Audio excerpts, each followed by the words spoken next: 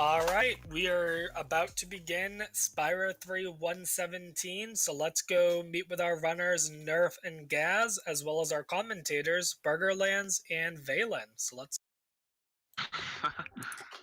Oh god. Yeah, I mean, I haven't crashed since coming back at all, so hopefully it stays that Well, way. let's not crash today. It doesn't waste, like, any time. Like, I don't know. But if I do crash, like, I won't even feel like doing Icy Peak over again, though, that's the thing.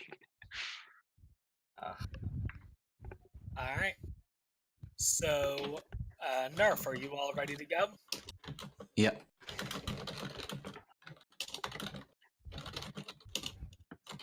Nerf?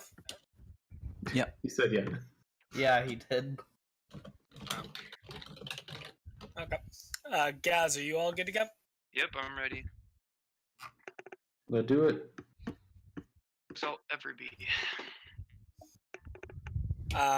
Okay. You want to count down, Faulty, or should I? You go for it. Okay. Starting on 5 and go on go. 5, 4, 3, 2, 1, go. Good luck, everyone. Oh, thank you.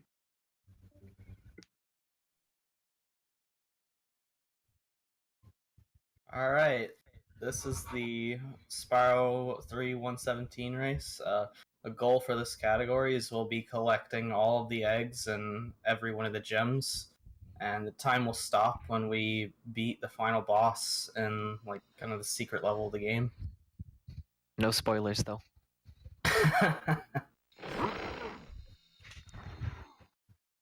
Alright, so right away, you'll notice that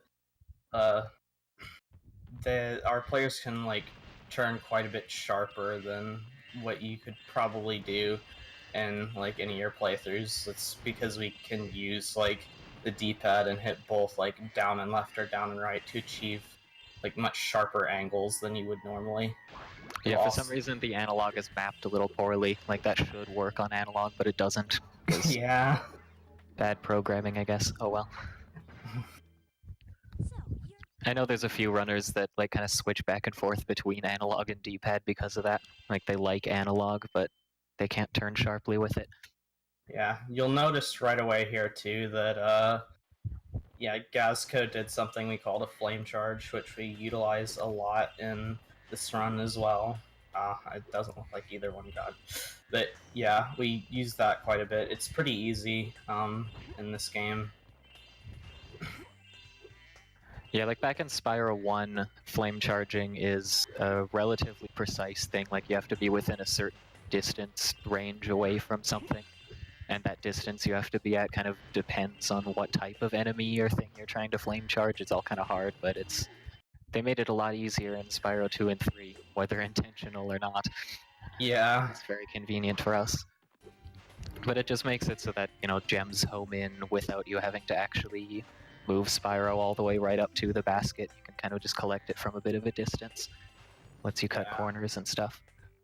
And you'll notice that Nerf Rip just entered Sheila, like, without, like, ever rescuing her. Portals work a bit weird in this game. They kind of bleed out of bounds, or they're just lazy about how they place it. So you can either go out of bounds all the time and just enter the portal like you're not supposed to, or you can just go on top of them. Yeah, a lot of those side area portals are, like, actually ridiculously big. If you can get out of bounds and explore, you'll find yourself being able to enter the door from extremely far away. It's actually pretty funny, but yeah, it lets us get into, like, a pretty large number of side areas in ways that you shouldn't be able to get into. It completely removes the need for any backtracking in this route, which is the best thing. Like, we never have to go back to earlier homeworlds or anything, which you're supposed to have to do. Like, you should have to go into Midday, the second homeworld, and rescue Bird, and then come back and use Bird in some levels in this first homeworld, but we can skip all of that. Yeah, I imagine this category would be a good, like, 15-20 minutes longer, having to do all that backtracking, but we just completely avoid it. Reignited Trilogy is probably a good example of that. I assume they aren't able to skip into everything like that. I would assume so. I haven't seen a run of it. Same. I've watched like a few minutes of Spyro 3 gameplay and that was enough. I lost interest. I'd just rather be running the games. Yeah, basically. So anyway, they're both finishing up with the Sheila section now. We kind of didn't really talk about Sheila mechanics at all, but there's very little of anything to it. It's just like the only thing worth mentioning is that when Sheila's doing a high jump, you can kick mid-air and it'll cut your height short, just for a little optimization. But yeah, otherwise, it's whatever. Sheila's a really boring character. Yeah, Sheila's kind of chill. Like, it can be... Like, there is some things with her, but unless you're really trying to, like, optimize, there's, like, not a whole lot to note with her. Yeah, we see a fun, unskippable cutscene in Sunny Villa. Weird thing about this game, some levels have skippable cutscenes and some levels have unskippable cutscenes. I guess it's just like because the people in charge of scripting each level were different, and some of them cared, some of them didn't, about making stuff skippable. Yeah. So there we have the end of level A, and that is it for regular Spyro movement in this level, but now we have one more side area, which is skateboarding. Everybody's favorite side area. We're gonna have to ride on a skateboard to go around and flame, 15 lizard things. 15 lizards. The first time we do it, nothing, like, it's not as bad. We're mostly collecting gems, this pass, or we do most of the collecting of gems, like, this pass. The second one, when you crash, it's, you shouldn't crash, but if you do, it restarts the minigame, which is, like, pretty much always a reset if that does happen, unless you're just starting out, I guess. Yeah, skateboarding is kind of easy to have weird mistakes happen in, because like it doesn't control super well. Spyro's turning radius is pretty poor. I mean, the route is built around that, so if you don't make mistakes, it still looks smooth and all, but like making up for any mistakes in skateboarding is pretty hard sometimes. It's easy to crash into something when you try. Yeah, just as Gazco showed us there. Like, you can get some pretty dumb crashes, but if you know how to control it, it's usually avoidable most of the time, or if you know what you're looking for. Yeah. But yeah, so since we collected most of the gems in the first pass, the second pass is going to take a different route through the 15 lizards, a faster route, because we don't need to detour for so much stuff anymore. And yeah, I don't know, it doesn't have much worth saying. It's a little bit harder. The start of it is a little bit harder. There's a possibility of crashing. Yeah. But around like the third, fourth, fifth lizards around that area. But it's whatever. Yeah, after you get, like, the 7th lizard, it's whatever at that point. You should be good. And you could miss, like, the 10th here. I have a couple of times, but other than that, we should be good. Yeah, a few of these lizards can move in a slightly different path, or even a completely different path, actually, depending on where you're positioned. Like, if you approach one of them too closely or something, then he'll run in a different direction than you want him to. So you do have to kind of be careful of that on, like, a couple of the lizards. That's probably the only thing that can make you miss them in this, though. Yeah. The rest are completely predictable. That is it for our first level. Woohoo! Didn't go too badly for either of them. Yeah. That's good. That level can go, like, decently, like, poorly. Like, at a high level, you see runners resetting quite a bit. So right there, as both of them are going up to Cloud Spires, you might have noticed both of them kind of face Spyro away from a platform and then kind of jump up to it, spinning in midair. Call that a spin jump, creative name. and it actually gives you a little bit of extra height and makes it easier or possible to get up onto platforms that you couldn't otherwise. It's a pretty small thing, but we'll use it in a few places. Also, here's another example of just portals being stored out of bounds. Oh. Yeah, so the jump that Nerf just did, where he went and entered the portal from the front, that jump is not supposed to be possible at all. And it's actually kind of a weird jump. We call it like a momentum conservation jump. You have to charge up to the gap, but then let go of charge and actually do just a regular jump. And it lets you kind of keep part of the momentum of the charge, so you get enough forward movement, but then you also get the height of a regular jump. It's understandable when people don't go for it, and Gazco did not go for it. He just opted to enter the portal from the back. It's a fairly small time difference. Yeah, it's only a couple of seconds. Like, unless you're, like, going for, like, a sub 3 or something, you're probably not going to consider doing it. Mm-hmm. Also, what you saw Gazco do there is called, like, a flame charge jump. The inputs are a little weird for it. What you do is you just like start a flame, start charging, and then jump. It's simple. It sounds simple, but it can be kind of weird in this game. It requires really fast inputs, like really fast switching from one input to the next. So it's kind of easy to mess it up, to like get too low of a height or something. Yeah, you'll see Spyro like sometimes just like skip across the ground a little bit if you do it like incorrectly. Yeah, that can happen if you like jump first before hitting charge again or something, like if you hit the buttons in the wrong order, which is really easy to do because of how fast you need to press them. But yeah, the reason it even works is because the flame itself actually just follows Spyro's head as if it's this like solid thing that he's holding in his mouth or something. Yeah. So if you tilt his head upwards, the flame points upward as well. Yeah, it works like that in all 3 games. Mm-hmm. The originals, anyway. This is another side area. The main thing, there wasn't too much to say about it. They're just flying around getting these guys, and we're just clean up gems afterwards.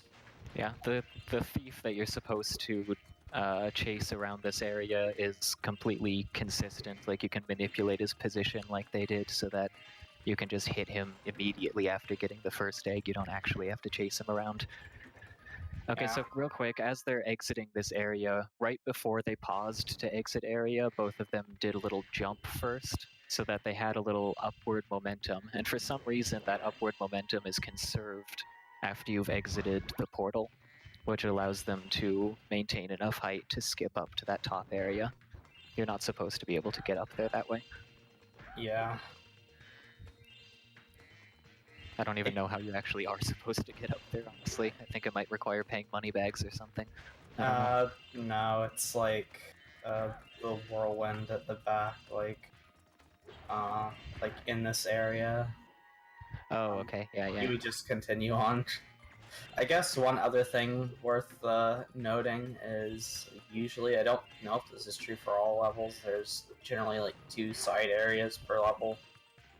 It's 2 for most of them, and then there's a few levels that have 3, like Seashell Shore is one of those. Yeah.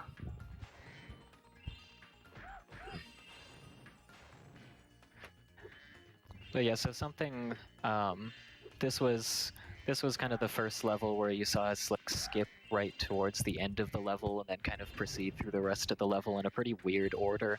That's actually a very common thing in this game. A lot of the levels are kind of designed in like a circular way, so that if you have some sort of little skip, which there is one in every single level, you can skip straight from the start of the level to the end of the level. Like, there's not a lot of distance you have to cross there.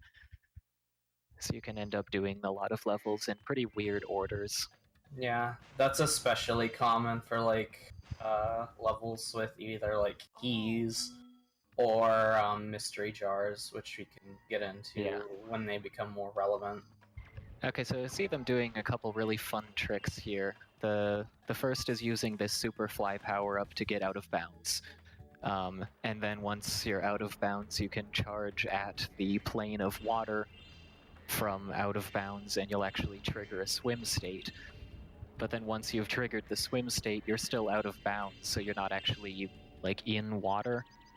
At the time that you've fully entered swim state, you're not in water anymore, so then you can just go wherever you want, and the game won't realize that you're leaving water.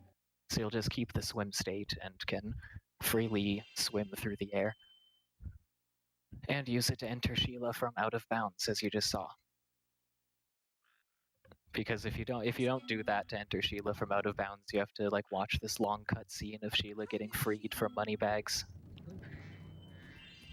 So we can do something like that for every side character. We'll enter all of them. Or at least the first 3, we'll enter all of them from out of bounds so we can avoid watching cutscenes. In the chat, why can't Spyro just fly? Because he's a baby, I guess. Yeah, I don't know. He hasn't aged at all since the first game. Yeah, kind of a Ash Ketchum scenario there. The main character doesn't age at all. I am told that Spyro can actually fly more decently in like one of the Legend of Spyro games or something, but those don't exist as far as we're concerned here. Yeah. So yeah, here we have more Sheila movement, more fairly little. I guess one super tiny optimization that's barely worth mentioning even is that if you kick as you walk off the edge of a ledge or whatever, Sheila will fall slightly faster. So you'll see them kicking a lot, or at least Nerf will. I don't know if Gaz does, but you'll see him kicking a lot as he walks off platforms. There's actually a reason for that. Yeah. It's not just like how Spyro runners tend to flame constantly when there's no reason to. Yeah, that's more to just keep your hands warm. There's a bit more of a reason here. Yeah. The only up. This actually saves time. Woohoo.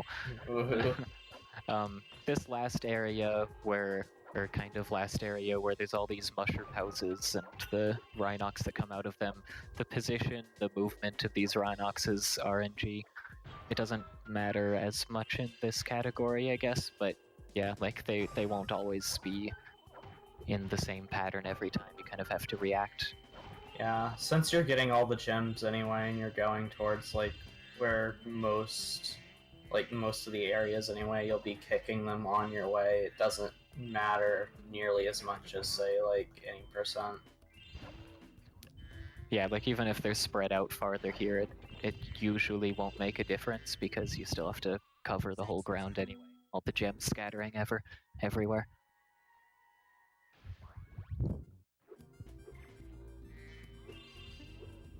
Yeah, so the Rhinox that spawn out of the mushroom houses there, they don't drop gems because there can be, I assume, an infinite number of them if you just sit there and keep hitting the Rhinox but not actually killing the mushroom houses or anything. More Rhinox will just keep spawning. So they don't have gems in them because you can't get infinite gems. Yeah. That'd be a bit of a weird oversight. Okay, so that's our first side character level, home level thing done. Yay. Yeah, we have some more interesting side characters later. Some better ones.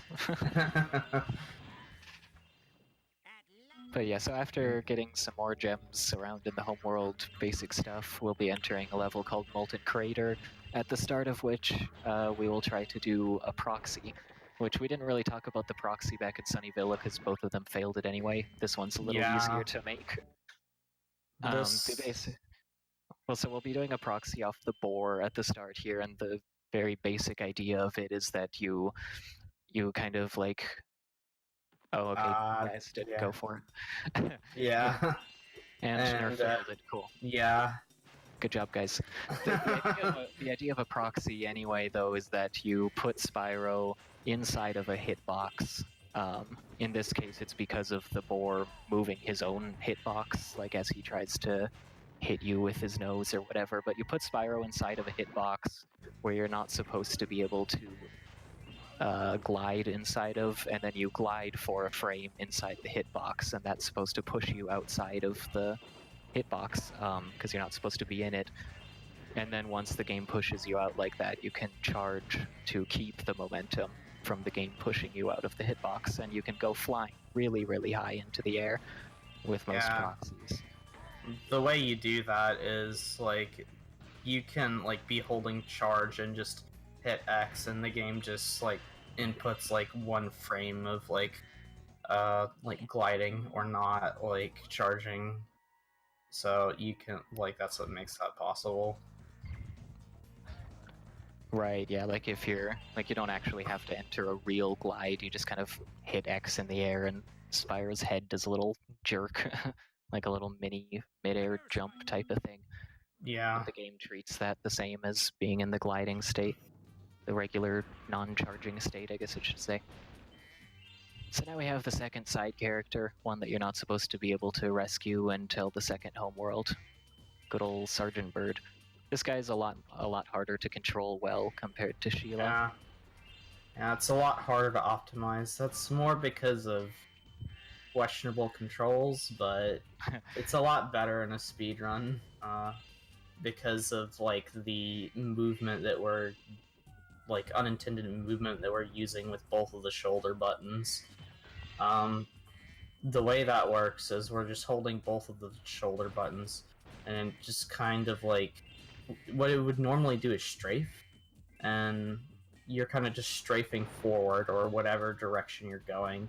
It makes Sergeant Bird go a lot faster. Yeah, like you would think that, you know, holding left strafe and right strafe buttons would just cancel each other out and not do anything, but for some reason it just makes you move a lot faster. No idea why. But it works, so we do it.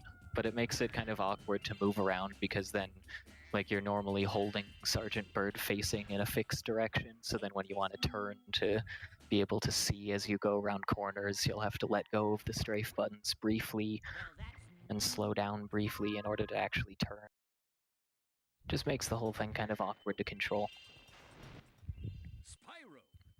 Even more so in that particular side area, because as Bird is carrying around these idle heads, it makes it so that Bird is, like, a little farther away from the ground, so you have less leeway for Sparks to actually reach gems that are on the ground in the first place.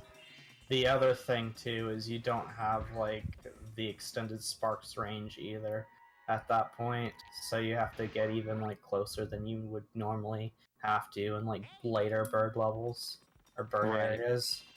Yeah, that's something I kind of forget about, actually, but yeah, there's a Sparks range improvement that we'll see later on. Talk about that when we actually get there. For here, we just have to chase a couple of egg thieves. Both of them have a little trick to get them very quickly without having to actually chase them around the whole arena. And then after that, we just use the supercharge that we're given here to run around really fast and collect all the gems everywhere.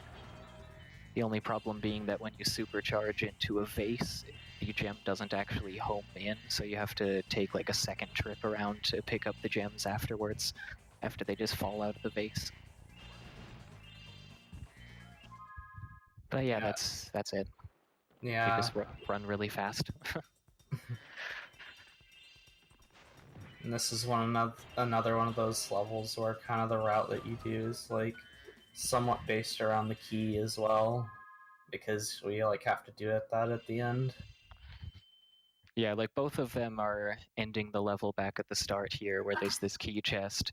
If they had actually gotten the proxy successfully, they wouldn't be ending the level here. They'd be doing the level in a different order, but yeah, it's a super minor thing.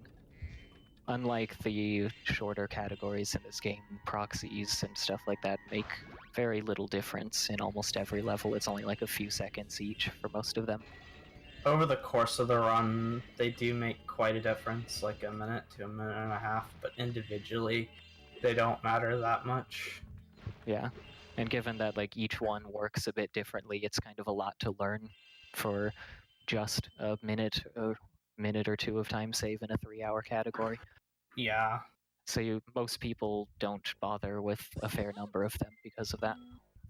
Until you start getting to a pretty high level. Yeah. So now we have our first speedway. the levels that honestly this speedrun category would be better without. But so we have races. I think they're both starting with the race first, and with the race you have to do 3 laps around the track. And Mushroom Speedway race is not bad. It's short and it's actually kind of interesting to do because you have all these optimizations where you do supercharged jumps off stuff to move faster. Every single other race in the game is bad, boring, overly long. But yeah, so enjoy the good race while it's here. I mean, I don't mind them. I like having a bit of downtime in long categories, so... That is understandable.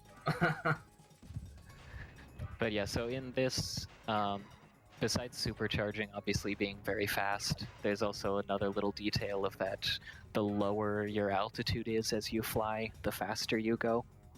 So it doesn't make as much of a difference in this game as it does in the earlier Spyro games, but it still makes a difference. You'll see them wanting to fly as low as they can as they pass through rings.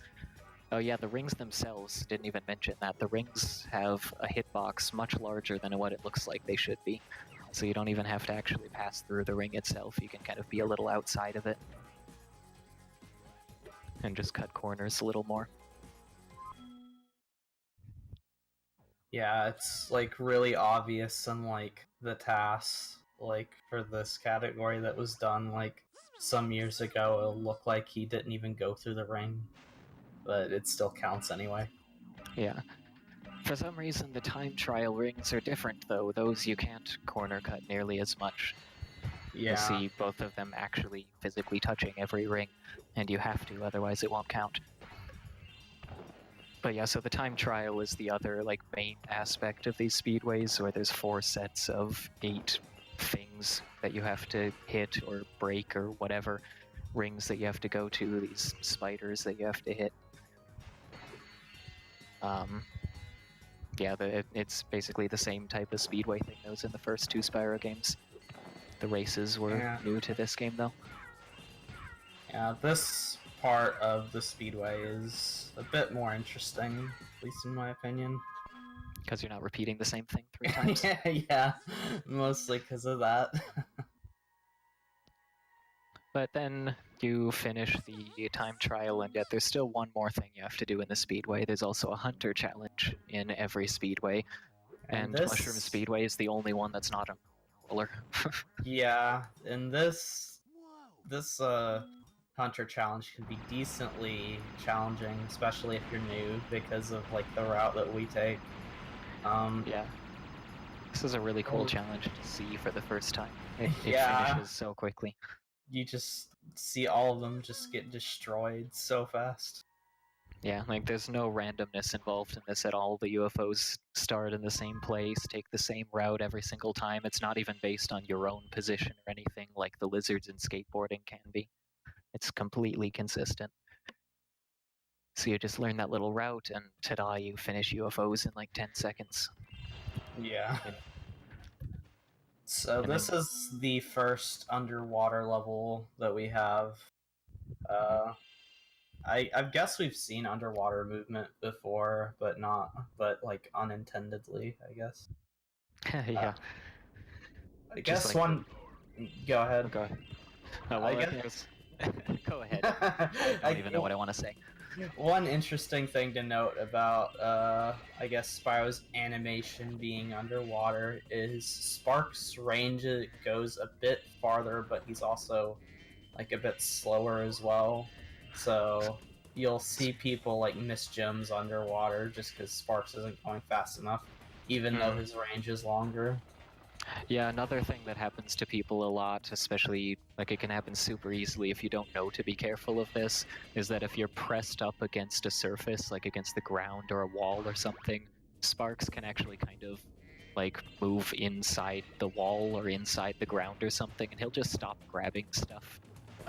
Yeah. I forgot to mention it, but we actually abused that at the start of the level to grab a couple gems from the other side of a wall. Yeah, it makes the route just a bit cleaner. Yeah. Here we have Another attempt at a proxy. Yeah, and that's what we have several different types of proxies. There we that go. That one in particular we call an animation proxy. It's like the boar proxy at the start. It's Yeah, just so I'm glad Nerf actually got it, so we could finally see a proxy for once. yeah. But yeah, so you saw like it got a pretty decent amount of height just appearing to bounce off the head of an enemy. What it really was is like it was timed specially to be because those Rhinox in the seashells, their hitbox doesn't actually spawn right away when you break the seashell. You actually have to wait a bit before you can hit the Rhinox. And so he aimed to get the proxy like during that moment where the Rhinox hitbox actually comes into existence. So as it pops into existence, it basically shoots you up into the air, sort of.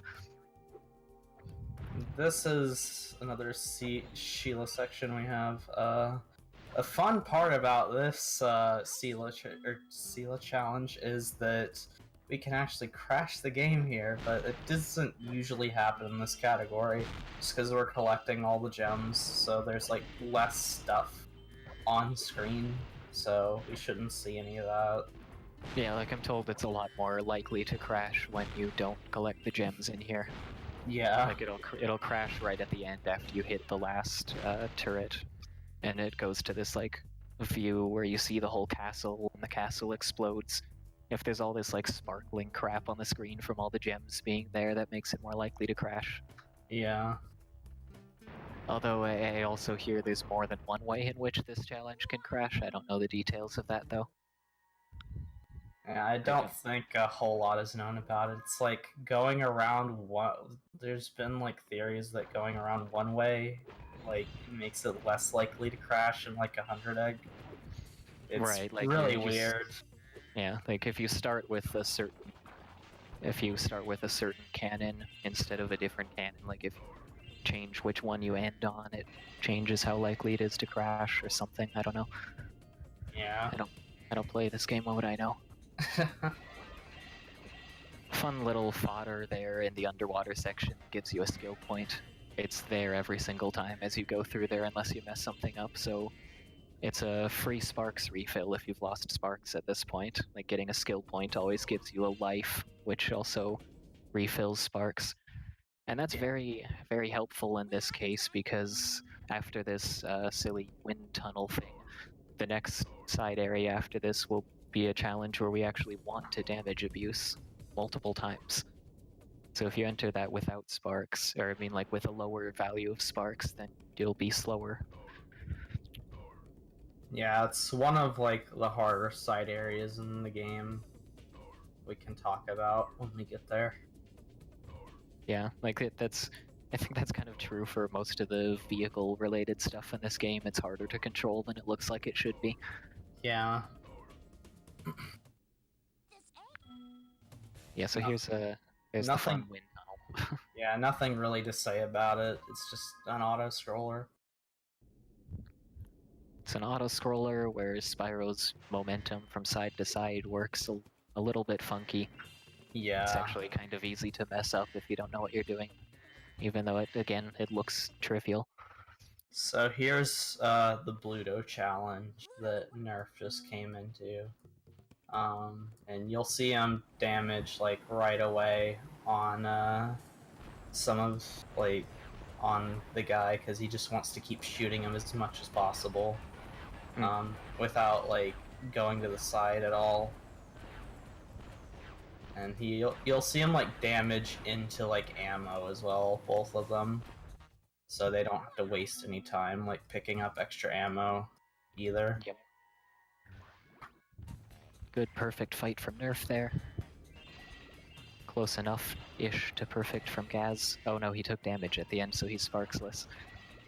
That's the thing about that fight, it's actually kind of risky. The optimal strats require you to damage abuse twice, so if you mess up and are a little slow at the end, you can take damage again, and then you'll be sparksless for collecting all this underwater stuff. Yeah, which is horrible, so most people do what Gaz did and just purposely die. Yeah. You really want sparks for these underwater sections. Like, it's bad enough being sparkless, like, on the ground, but it's, like, 10 times worse trying to collect gems without sparks underwater. Yeah, the underwater movement in general is just kind of hard to control smoothly. Like, Spyro's very, very slow at turning around. So if you miss something and you're sparkless and you have to turn around to go back and get it, it's just such a painful thing to both do and watch. But yeah, so that's that for Seashell. Nerf just ended, Gaz is about to end it, and we'll be going into the first boss. The first and probably, yeah, the easiest and most consistent boss in the game. Unless you're not Vanny. But yes. So this boss has a couple of tricks to it. So Buzz is supposed to like chase you around a bit, but if you just lead him right up to the edge of the arena, he will stop immediately. Like, he'll stop before charging into the lava itself, so you can get him to chase you for a lot less time. So you just sit here right at the edge of the arena, and Buzz stops charging almost instantly as soon as he starts. Yeah, when you get lower on health, he would usually, like, spawn this ring of, like, fire right away, but because you're not looking at him either, he just doesn't do anything. Yeah, there's a lot of things in all three Spyro games like that, where stuff just kind of doesn't happen that normally should happen if your camera isn't facing towards it. And Buzz's fire attack is one of those things. And it's completely consistent, it's easy, all you have to do is just hold the camera not looking at Buzz, Yeah. and ta-da, he doesn't do anything to you. Yeah.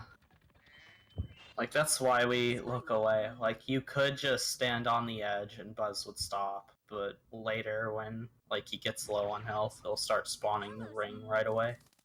Yeah, and if you don't despawn that fire ring, it's extremely precise to actually hit him without getting hurt by the fire. It is possible, JT 80% all the time. Yeah. For aesthetic purposes. But yeah, so this is the first Sparks level of the run.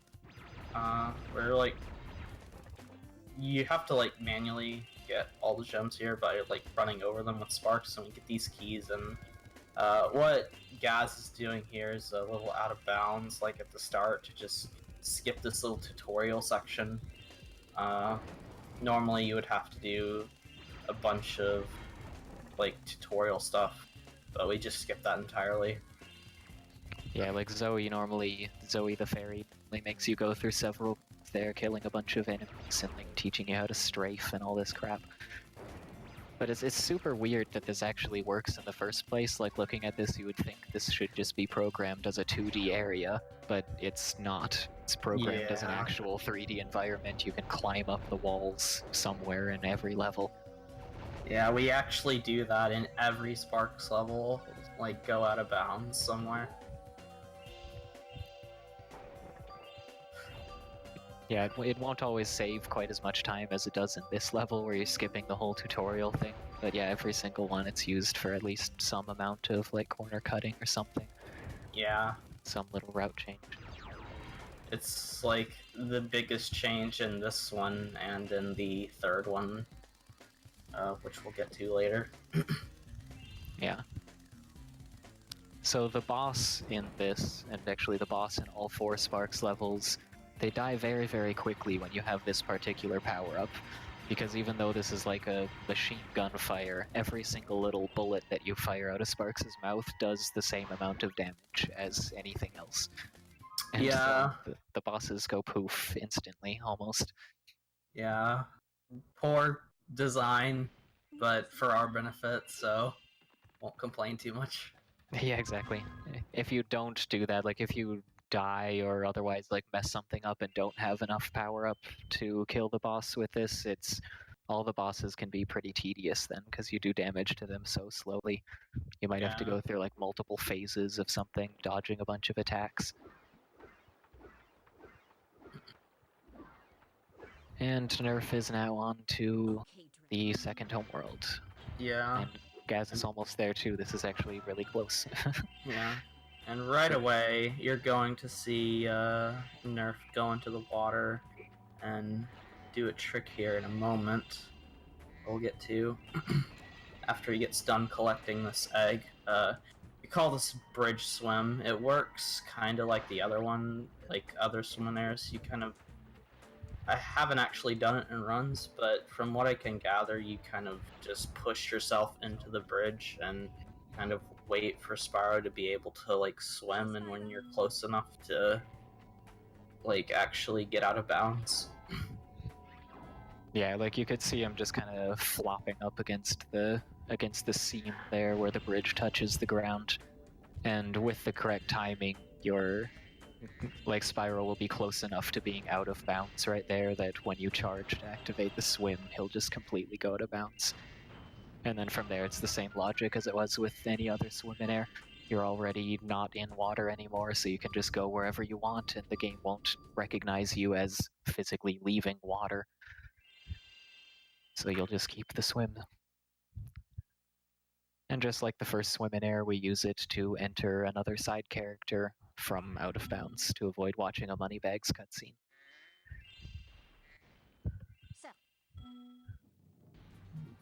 And here we have another bird section, just like before. We're using the strafe buttons to go faster, but this time we have the extended sparks range that we got at the end of the sparks level, or after we talked to Zoe, leaving that level. We should have mentioned, but that'll make gem collecting like quite a bit faster, especially here in this level. Like you'll see him just barely like go towards the gem at all, and Sparks will just pick it up. Yeah, that's something we kind of briefly mentioned earlier, that you get like sort of power-ups from Sparks levels. You get new power-ups from all 4 Sparks levels when you talk to Zoe. It's a different power-up each time. They're of varying degrees of usefulness, but we do want all of them. Unless you're Parso, and you skip the Sparks Finder for 1 second. Yes, it does. I didn't think anyone was actually bothering to do that yet. That's funny. I wouldn't bother because just like the Sparks Finder ability is super useful for just like reassuring yourself in certain side areas where you can be sure that you actually got all the gems in it. Gotta save that 1 second. Yeah. It's unnecessary if you memorize a whole bunch of gem counts. Yeah. But yeah, whatever. You do you, Parcel. You're better than me at the game anyway.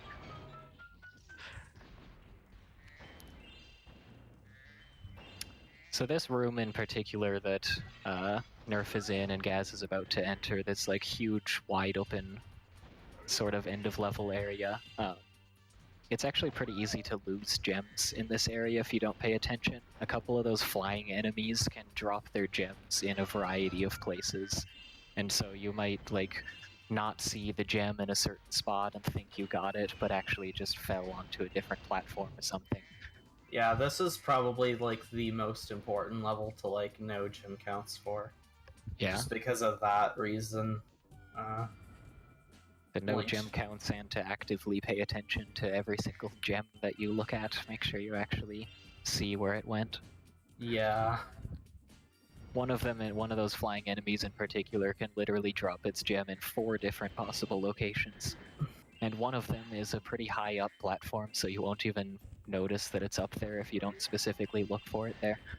Yeah, I lost a decent, like quite a bit of time starting out when I was doing this category to that. I'm sure pretty much everyone has, yeah. Yeah.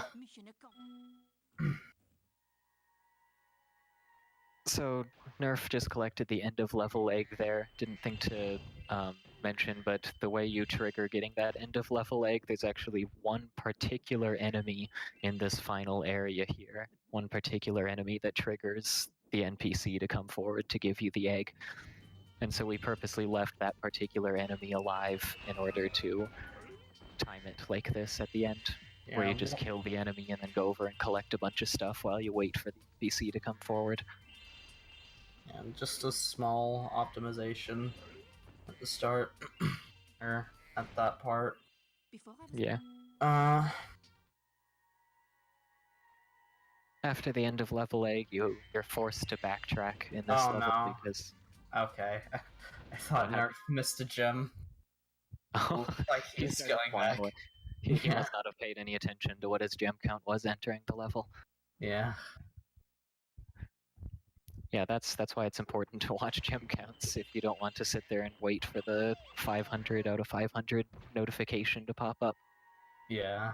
Because you can just like check, you can see what your gem count's at when you enter the level on the loading screen or whatever. And so then you just know to watch for that same gem count at the end of the level. And you can exit with confidence.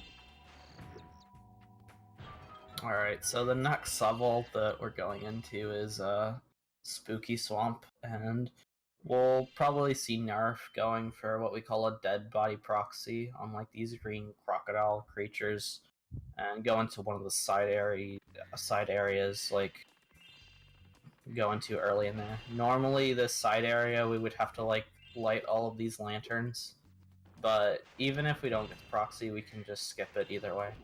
Yeah, he nails it. Good work, Nerf. It's just stores it out of bounds. Again. Yeah, that portal's a very silly one. It extends so low beneath the ground. Like you could see, he was way under the ground when he actually touched the portal there to enter this. But yeah, so we'll probably see Gazco do the other method of entering Sleepyhead early, which is just like a little slower. You have to set up a bit of an awkward jump. Yeah. But it's still much faster than going around and lighting everything. Let's see. It's actually... Go ahead. Oh, well, I was just gonna say, like, the Sleepyhead fight itself is sort of auto-scroller-ish. Like, I don't know. Sleepyhead kind of does an extra animation sometimes where he scratches his eyes, and I don't know anything about that. Like, if it's possible to prevent him from doing that or whatever, but other than that little detail, it's basically an auto-scroller.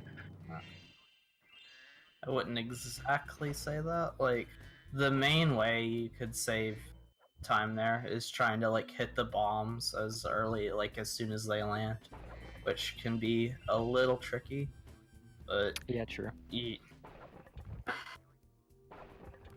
That's like the main way. Other than that, then it's pretty much an auto-scroller. Yeah, basically it's not going to be like a source of big time loss for people if they're paying attention to what they're doing. So anyway, Nerf is in yet another Sheila section. They really liked putting a lot of these in the early game. This one is an actual auto-scroller, though. It's a lot of auto-scrollers in this homeworld in general. You'll see a couple more. Although, just because this is an auto-scroller, this is like probably the hardest auto-scroller in the game, because we're trying to collect all the gems at the same time that the auto-scroller is going on. You know, it can be quite difficult if you're not used to it, but it is, you know, very consistent, so... Yeah, like the guys that you're escorting, they follow a consistent path every time. Like the first one and the second one follow different paths from each other, but they do the same thing every time. They move at the same speed every time. And the boulders and mushrooms that you have to get out of the way, they stay out of the way for a decent while after you've hit them. So you can kind of like go ahead, get pretty far ahead of the guy, clear some of the obstacles out of the way in advance, and then go off and collect stuff.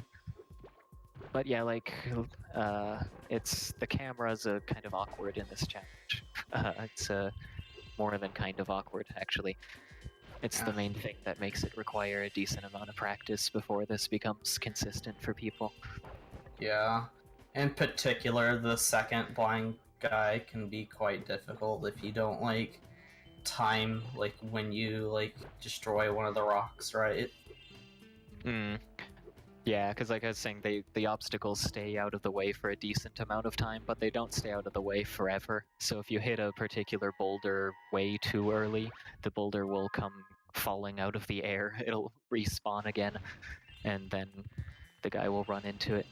So you do have to be careful. Like the movement that we do in that challenge purposely puts a little time waster in the middle of the second pass in order to avoid that happening. In order to make sure you don't get there too early.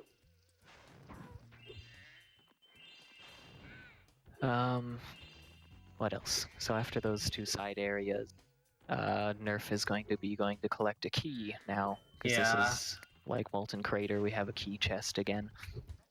Yeah, it dictates the route a little bit, like on which ways we're gonna go. I don't think it would change much either way for this particular level. Gazco just dropped a 5 gem in a pretty awkward spot. Yep, okay, there we go. Gaz failed. See, that's the thing that can happen there. Like, that guy did. The boulder that guy ran to is the particular boulder we were complaining about. Like, you have to be pretty careful about your timing for hitting that boulder. If you want to hit it early, you have to make sure to not hit it too early, otherwise that will happen. Yeah, I wasn't watching.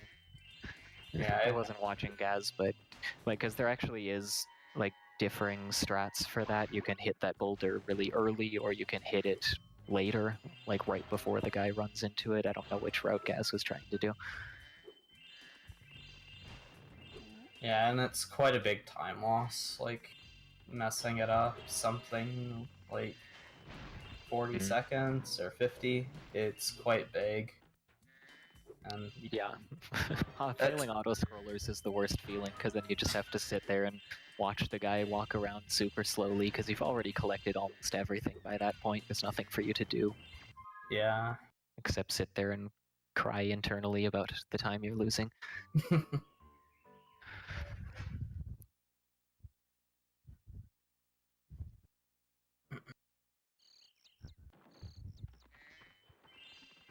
Okay, so Nerf is going to enter Bamboo very shortly. Here we have yet another kind of proxy. This one, I assume Nerf doesn't go for bug proxy in this category, right? I don't think so, no. Let's hope not. Well, either way, Gaz would do Boulder anyway. But yeah, so we have a Boulder proxy at the start of this. It's a type that we call a squeeze proxy, which is... Never mind. Okay. Yeah, good work, Nerf. The particular proxy that Nerf just did is one of the most annoying proxies you can reasonably go for in this game, because the bug movement is random at the start. The bug will move in random directions, and he may or may not be lined up well for you to get an easy proxy, easy-ish. Even if he is lined up well, it's still a pretty hard proxy to get. Most people are reluctant to implement that into any percent, which is and it saves more time in that category, and it's a much shorter category. Yeah, fantastic. There's a legend for you, the true speedrunner. But anyway, the auto-scroller. No, actually, let me talk about the squeeze proxy first. The auto-scroller will come when Gaz gets to it.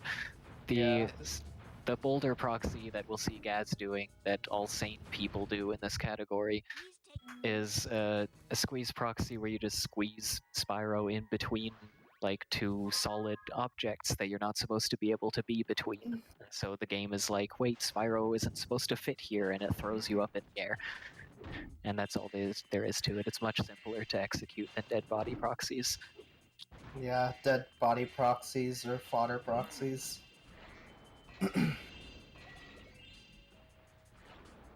Okay, Nerf just got another swim in air. That one is the easiest one, I think. Yeah, I think a lot of people found that swim in air, like, just casually. I can imagine a lot of kids just finding that. Yeah, it's... Right. So here's Boulder proxy from Gaz. Yeah. You just wedge Spyro in there and he goes flying up into the air, and ta-da, you can enter this auto-scroller. Yeah. So this auto-scroller, like a lot of the guys that are supposed to appear later are actually stored up in the air. So you can actually like shoot them like in the air like while they're not spawned yet, and it makes this challenge a fair bit shorter. Like Yeah. like just doing these two at the end can save something like 8 seconds. Mm-hmm. Yeah, and if you can actually, it is possible, but harder than it really should be, to snipe every single enemy that's supposed to come down from the air on the second pass around. Like if you snipe every single one of them, then it actually saves like nearly 20 seconds compared to not doing any of the snipes. It's a ridiculous time save for something that should be an auto-scroller. But unfortunately, one particular guy is very, very difficult to snipe out of the air. And if you don't get that one particular guy, then there goes like half of the time that you should save otherwise. Yeah. Judging by the way Gaz did that, unfortunately, he doesn't know the exact positions of where those guys are to snipe them early. Yeah. But yeah, it's a thing you can do. It's a pretty cool find. Nerf is in Bentley now, which is even more straightforward than Sheila. Bentley's probably, I would describe, like, the chillest sections of this game.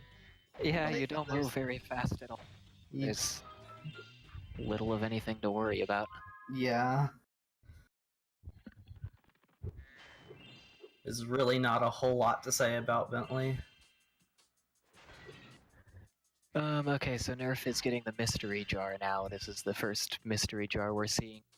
And Yeah. this mystery jar is probably the biggest reason why we wanted to skip to the end of the level first and do this level in a weird order.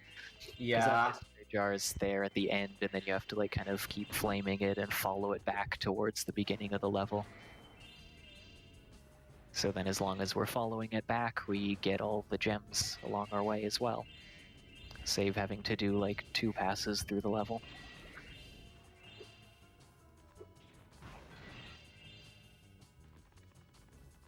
A minor optimization with the mystery jars is that little cutscene that plays after you flame the jar, a little cutscene like showing you where it is next. If Spyro is in the middle of a glide when that cutscene is playing, then Spyro will continue moving forward, and so you can use that to like get a bit of extra distance if you jump and glide real quick before the cutscene starts. Yeah. You'll notice Nerf doing a bit of weird movement. That particular enemy that he got doesn't spawn unless you're like in that area for whatever reason. Yeah, I don't even know the details of like, what exactly triggers that guy, but yeah, you just follow that path. You go back to this room and then come back out again.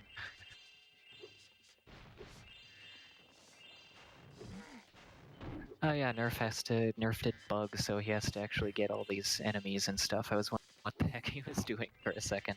Yeah. Normally those enemies would be dead because you had to kill them and trigger the pandas.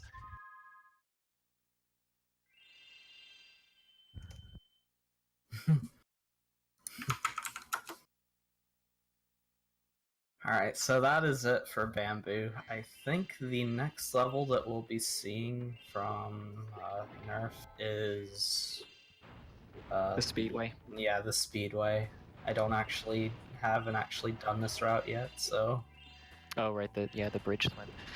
But yeah, so with bridge swim, after getting out of Bamboo, then you do this stuff that Nerf is doing. Collect a couple eggs in the home world using Fireball.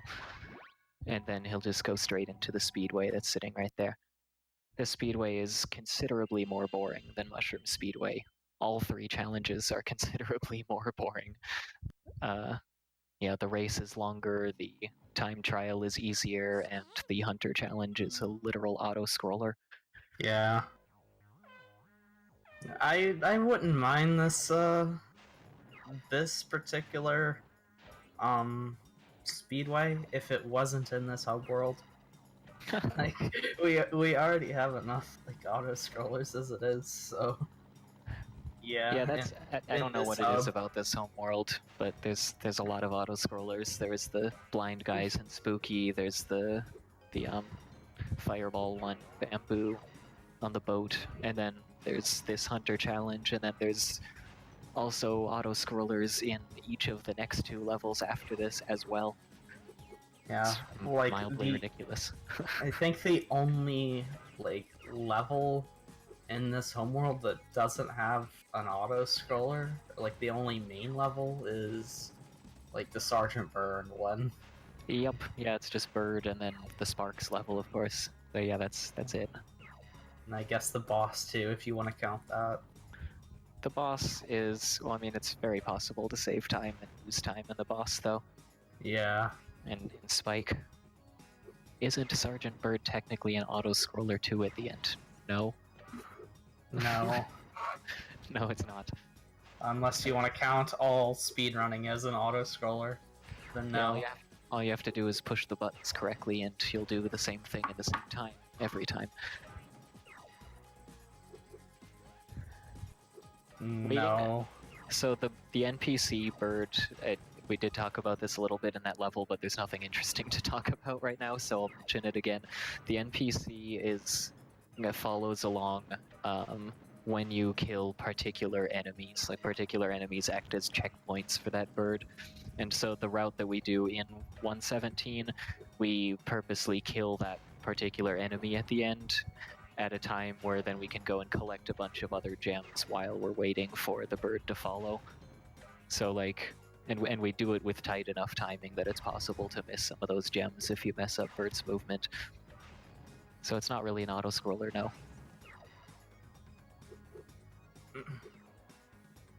Nerf getting at 216 on the time trial. Not even sub 210. Shoutouts to Try. Shoutouts to Trihex. Yeah, just the race going on now, and this level, not anything too interesting to comment on. I guess since there's nothing fun going on right now, I can mention that for this time trial there actually does exist a faster route, but nobody does it in runs because it's ridiculously hard. Yeah, I feel like Saboom is the one that came up with it, but I don't know. Yeah, Saboom is. The TAS does it, funny enough. The TAS actually does Saboom's route, legend. Yeah. But yeah, no modern sane speedrunners try to do the route in this category. Like the IL record would do it, of course, but not in long speedruns like this. It's way too easy to mess up. I mean, I could see Nerf maybe trying to implement it at some point, but he's crazy too, so... Nerf is absolutely insane. Well, yeah, as far as I remember, he did try implementing every single one of Drash's fast speedway routes in Spyro 2. So, there's that. Yeah, so anyway, Nerf is now in the Hunter Challenge, the fun auto-scroller. There's absolutely nothing you can do to speed it up. Like, even if you kill the enemies earlier, it doesn't make Hunter move any faster or anything. And you can also wait, like, forever before hitting the enemies. You have a crazy amount of leeway. The aiming is easy, the auto-aim. Yeah, so... like, you can have the cursor, like, not even be on the enemy, and it will, like, still hit it. Yeah, the TAS does some funny stuff there with that, like, the TAS bounces the cursor around the screen in a pattern. Yeah, like one of the old, like, I guess desktop, like, screensaver things. Like, where a ball would, like, bounce on this off the sides of the screen or something. Yeah, and the TAS just follows that pattern perfectly, like, without stopping it at all, and yet the auto-aim lets him hit every single enemy that way. It's pretty funny. I'm gonna have to ask you guys to hurry up and finish Country Speedway, please, so there's something to talk about. I guess the other thing is, like, supercharging and these speedways, like, it's always faster to supercharge, but as we, like, progress through these, like, each one of these speedways, it becomes, like, less and less worth it. Like, it's the fastest in, like, Mushroom, and, like, it saves the least amount of time, and, like, the final speedway.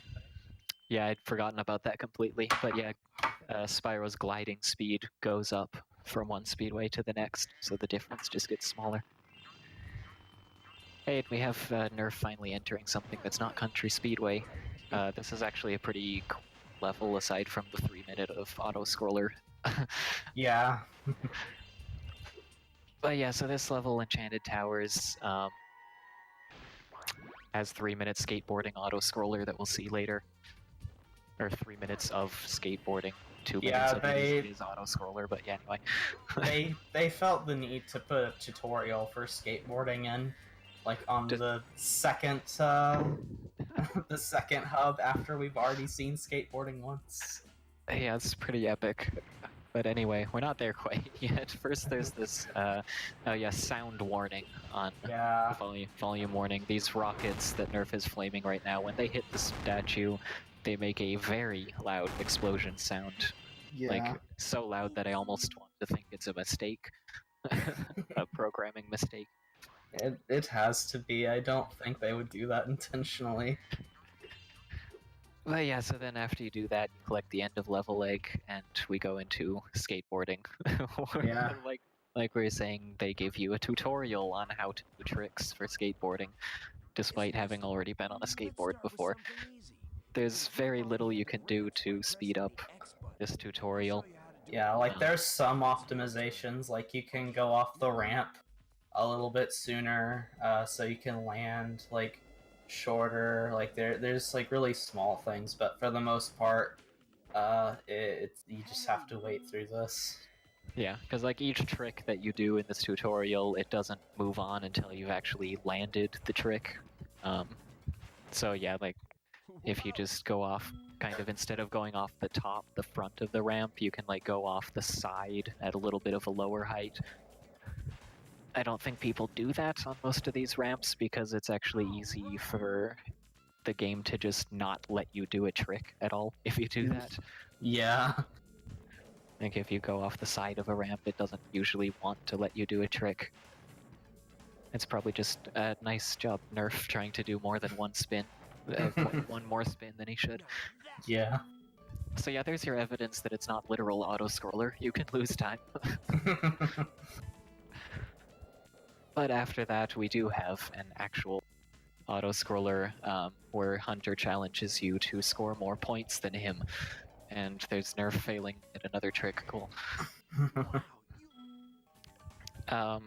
But yeah, so then Hunter gives you this 2-minute challenge where you're supposed to score more points than him, except the thing is, Hunter never scores more than 5,000 points in this challenge, and you can get that much from, like, 2 tricks. Yeah, it's pretty silly. Yeah, we just spend all the time collecting the gems that are in the area, so we don't have to waste time getting them afterwards. So, like, if there wasn't enough, like, auto-scrollers for you, then we have another, because we have enough time to get, like, all these gems and get enough points that at the end we're waiting for, like, at least 30 seconds, usually. Yeah. Yeah, like, if you do everything perfectly in this, you can end up waiting for a good, like, 45 plus seconds at the end, despite having gotten every single gem in the area, and doing the couple tricks that you need to score more points than Hunter. The TAS uses this time to, like, mess with the very bad collision physics in the skateboarding and, like, drive up walls and stuff. Yeah, it's pretty hilarious. Other than that, there's not much you can do with this time.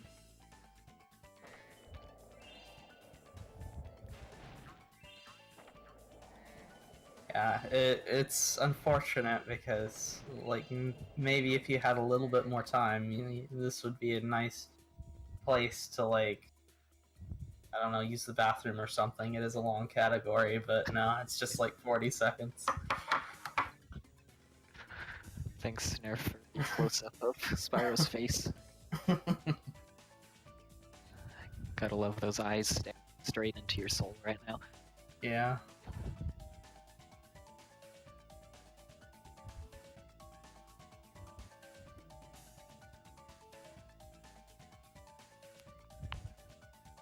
I promise there won't be this many auto-scrollers in the next hub.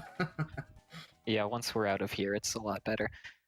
What happens after this anyway? So after, what does happen after skateboarding? We'll actually, as Spyro, we're gonna collect a couple of the bones for the Bone Dance Challenge in just a bit. You're mostly expected to complete the Bone Dance Challenge with Sergeant Bird, but with good platforming movement, it's possible to get to most or even all of the bones as Spyro. We won't get most of them as Spyro in this category, because there's no point, but it is possible. It's just slower unless you're doing...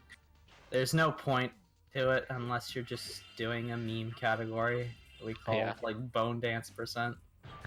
Yeah, we have a category where this Bone Dance Challenge is the whole goal, and so in that, the top runs will not use Sergeant Bird at all, and they'll do difficult stuff to get to all of them. But in this case, we need all the gems, so we need to use Bird no matter what. Yeah. And because of that, we will be using Bird to collect a lot of the bones, since they're on the way. So we just got a couple of them that were like right there in that area, easy to get with Spyro without going out of the way. Without going very out of the way. But other than that, we'll just stop bothering with them for a bit and go into this side area where we're supposed to escort a dog that we don't need to actually bother with at all. Yeah, we just hit the buttons and he just teleports for whatever reason. Yeah, like all the first couple buttons in here, you're supposed to like do a little bit of mini puzzle solving, I guess, where you're supposed to have the dog help you stand on buttons and activate platforms and stuff, but it's unnecessary because with just Spyro himself, we can hit all the buttons. Yeah, just using some like unintended movements. It's possible to just get all of them. Yeah, and so now, despite the fact that we were supposed to have been escorting the dog with us at this point, he'll just like kind of magically teleport and he will, yeah, there you go. The Farley has been finished escorting without us looking at him once. Except at the beginning. Yeah, that basically. was it. But yeah, so after that challenge, now we take control of Bird. This section is unique as being the only place where we actually control a side character in the main Spyro portion of the level, not a dedicated side area for it. So there's... Yeah. Yeah. I guess the other thing too is these flying enemies that we call boogers. Like they don't like to give you their gem if you're not looking like in the direction they die when you kill them. It's another one of those situations where if it happens off screen, it doesn't happen. Yeah, so... just like Buzz. In this, in Buzz that was helpful because we could use it to cancel his attack, but in here it's just annoying because if you don't follow the movement very carefully, you can end up having one of the enemies be in a like partially dead state off screen. He's like in the middle of dying but hasn't actually died yet because you looked away. And so if you're missing a gem, you're gonna have to fly around and turn the camera around a bit to try to find where the guy went. It doesn't happen if you follow the route perfectly, of course, but that's not easy to do. Yeah.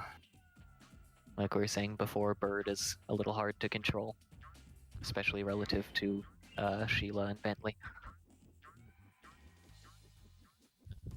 There's also the problem of that Bird's missiles, so like when you shoot them, they sort of auto-aim towards stuff, Sorta is the key word here.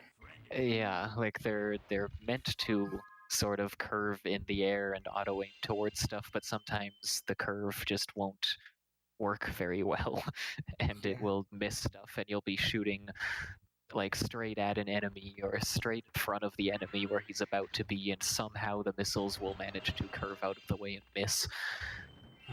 So you have to be pretty careful about like, well, just how you're aiming and stuff. It's kind of dumb. And yeah, Nerf is done with Enchanted Towers already. That's one of the longer levels in the run, thanks to the 3 minutes spent in skateboarding. Yeah. That's mainly why it's so long. It would just be another normal level without that, but oh well. Yeah. Now we have Icy Peak next as the last regular level in its own world. This one is notorious for crashing because these birds that you shoot down, like when you shoot them, they have a bunch of feathers like flying in the air from where you shot them, and so Yeah. it's just a bunch of particles and stuff. Those along with the ice walls that you shoot. That's why I tend to shoot the ice walls first. It makes it where it's a much less chance of crashing. The ice wall particles like disappear faster than the bird feathers do. So yeah, like if you get rid of the ice wall first, then Ugh. God, hang on. you okay there? Anyway, so yeah, the bird feathers kind of linger in the air for quite a while, and so there's a couple areas where you're meant to shoot a couple of birds, and they're both on screen at the same time. And if you shoot everything too quickly, the game has a pretty decent chance of crashing as a result of that. So usually you'll see people hesitate a bit between the birds in one of these sections. Maybe all of them if we're in a race setting like this, I don't know. Yeah. You do want to be careful though. Because even if you're using a memory card and have autosave happening, like, crashing is still horrible because you have to reload the game and re-enter the level, redo everything. Yeah, you probably lose like 5 minutes about if that happens. It's gotta be a lot, that's for sure. Yeah. This level, other than the crashing issue, if you're careful to let that happen, and other than the auto-scroller, other than that, this is actually a pretty cool level. It's a fun platforming movement and stuff, using the ice to actually, I mean, like, using the ice is kind of hard to get Spyro to go where you want him to. It makes it a bit challenging, but it's, for the most part, a fun challenge. Yeah. You can also damage abuse off some of these little TNT dynamite guys to go faster in a few places. Yeah, you can see Nerf is being like very careful, like waiting for all the feathers to go off screen before he shoots the next one. Yeah, like he clearly could have shot them down a lot faster there if he had wanted to, but it's just way too unsafe to do so. In a marathon setting, anyway. Yeah. Especially since he doesn't even have a memory card, he said. He has save states for emulator for each level in case he crashes, but yeah, then he'd be on emulator for the rest of the race. Yeah. So yeah, here we have our fun auto-scroller. The last auto-scroller for a good while now, I think. Until we get to Honey. Yeah, I guess. At least the Honey one has a slight bit of speed up you can do in it, but yeah. Yeah. Here you just kind of walk around or skate around and protect this Nancy figure skater. The enemies that come out to attack her come from the same directions in the same order every time. So, no thinking involved. You say that, but I remember some years ago, I think when Grant got his 323, I believe that was the record at the time. It actually failed this challenge. It was pretty funny. That's pretty awesome. That's actually worse than how at least one of Annie's records died in Buzz. Yeah. Failing this is actually worse than that.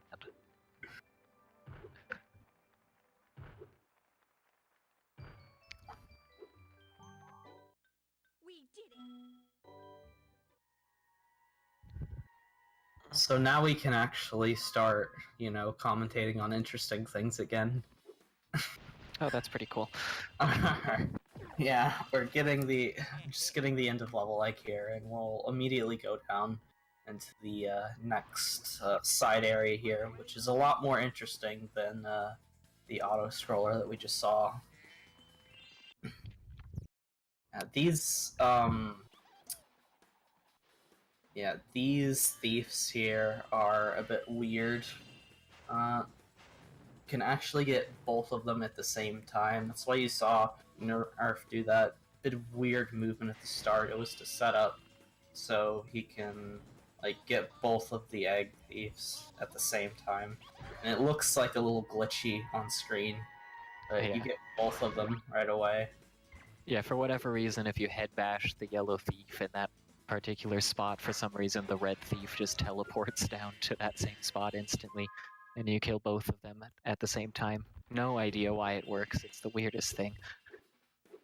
But those thieves in general are kind of glitchy. Like, even if you don't get the double thieves, then there's a different thing, a different trick you can do to get the yellow thief without actually chasing him. Yeah, that involves like the camera. Like the way the camera works in this game is just weird in general. A lot of the time.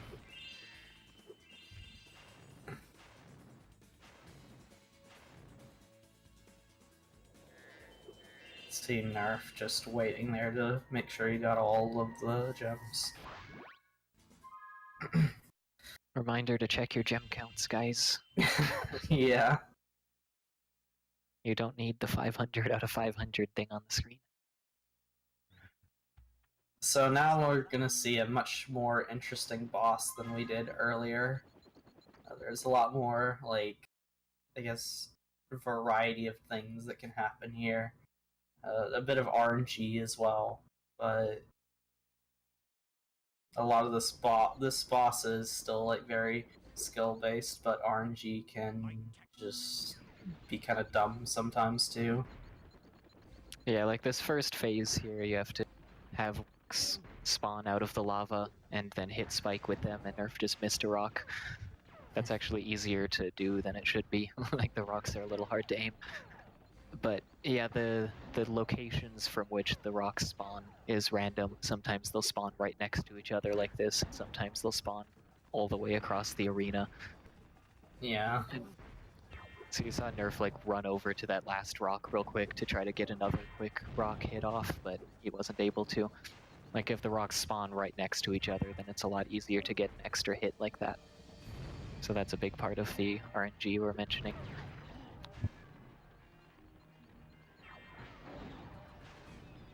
This fight's also actually pretty easy to die in if you're not paying much attention, like when it's not on easy mode in these categories. Yeah, easy mode being something that's much more relevant to any percent just means that the boss is like, he does some like slower things, but the big thing is he's like has a lot less health. You don't see that in this category because the thing that triggers it is just not like having very many collectibles, and because we're collecting everything, it just never, that's never a thing that comes into play. Yeah, so in this category, and even in 100 egg, you have to hit Spike a lot more times than you do in any percent, and he shoots more as well. But yeah, so now after finishing the boss, once again we go back to the homeworld to enter a Sparks level. This one is more difficult and more dangerous than Crawdad Farm, the first one earlier. Yeah, if you die in this level, it's like very costly, because there's not any way to get the like machine gun rapid fire power up back. So you just have to very slowly kill the boss, and you lose quite a lot of time. Yeah, and it is very slow. And yeah, this level in general is just like pretty easy to take damage on. We even purposely take damage in some places to go faster. Yeah, right here, Nerf is going to demonstrate that. Yeah, in this case, unlike that thing we did in the tutorial in Crawdad Farm, you can't just freely climb up the wall without doing anything. You kind of have to get that enemy spider there to help you up. Yeah. And so you take damage from that.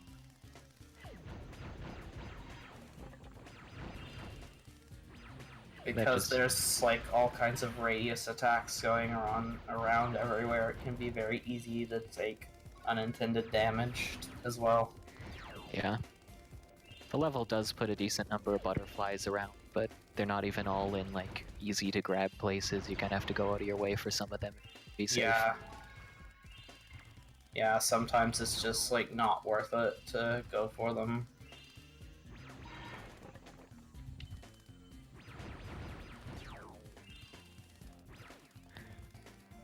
Yeah, so what happened to Nerf just there, like it looked like he was on top of a gem, but still didn't pick it up anyway. Those gems that drop from, like, the, whatever they're called, the enemy spawning things, the gems that drop from them don't actually land on the ground right away.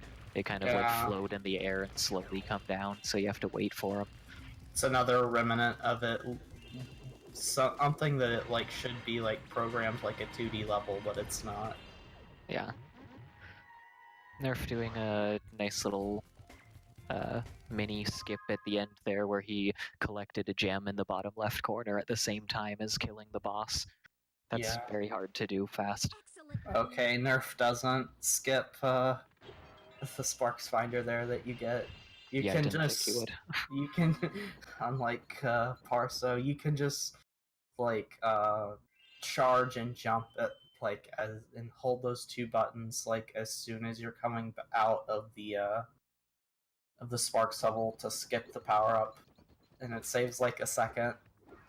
You can do that, but I hope you don't miss any gems.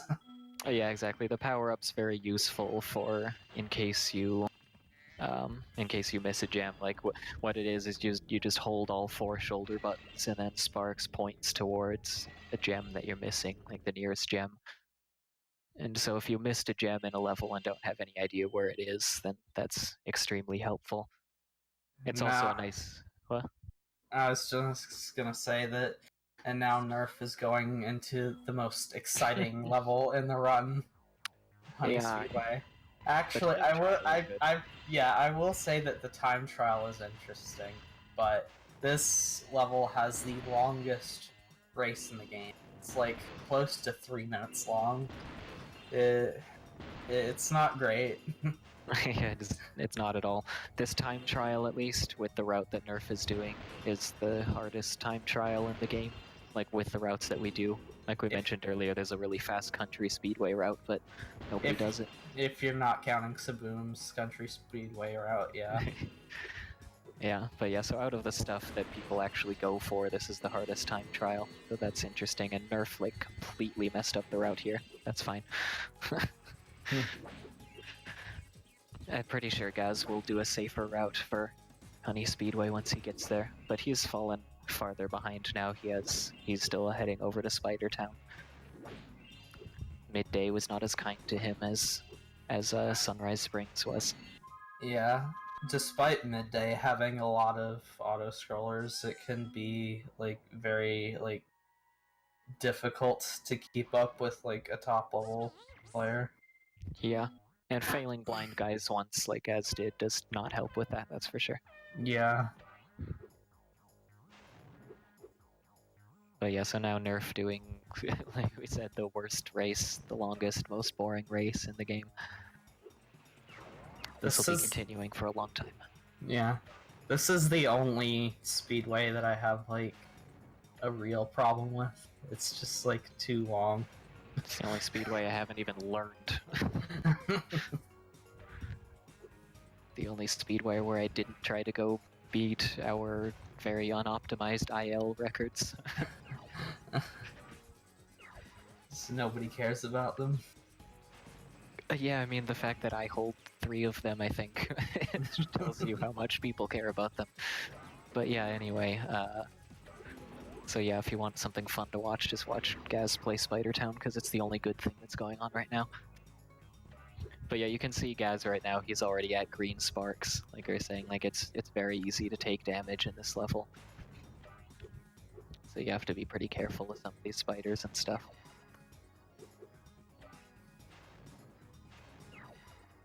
I'm just opting to be safe there and take a wide path around some of the little spiders. Understandable.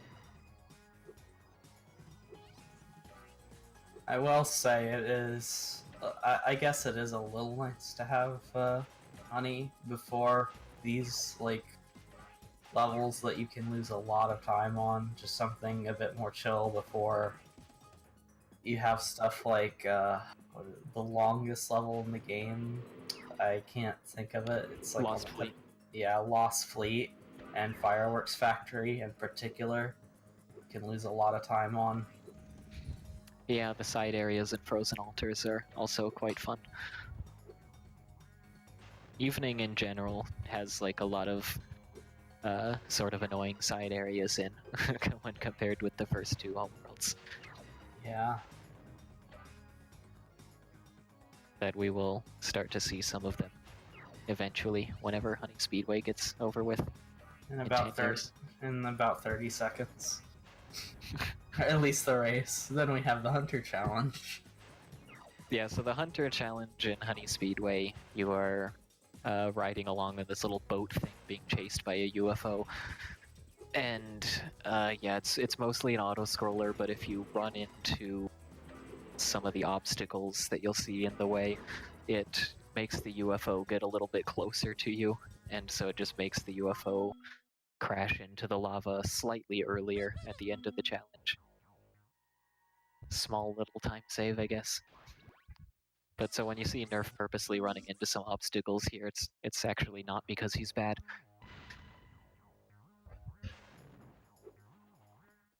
Look out, Spyro. Now we're actually seeing both of our racers in the same level here, or at least a little bit. Oh yeah.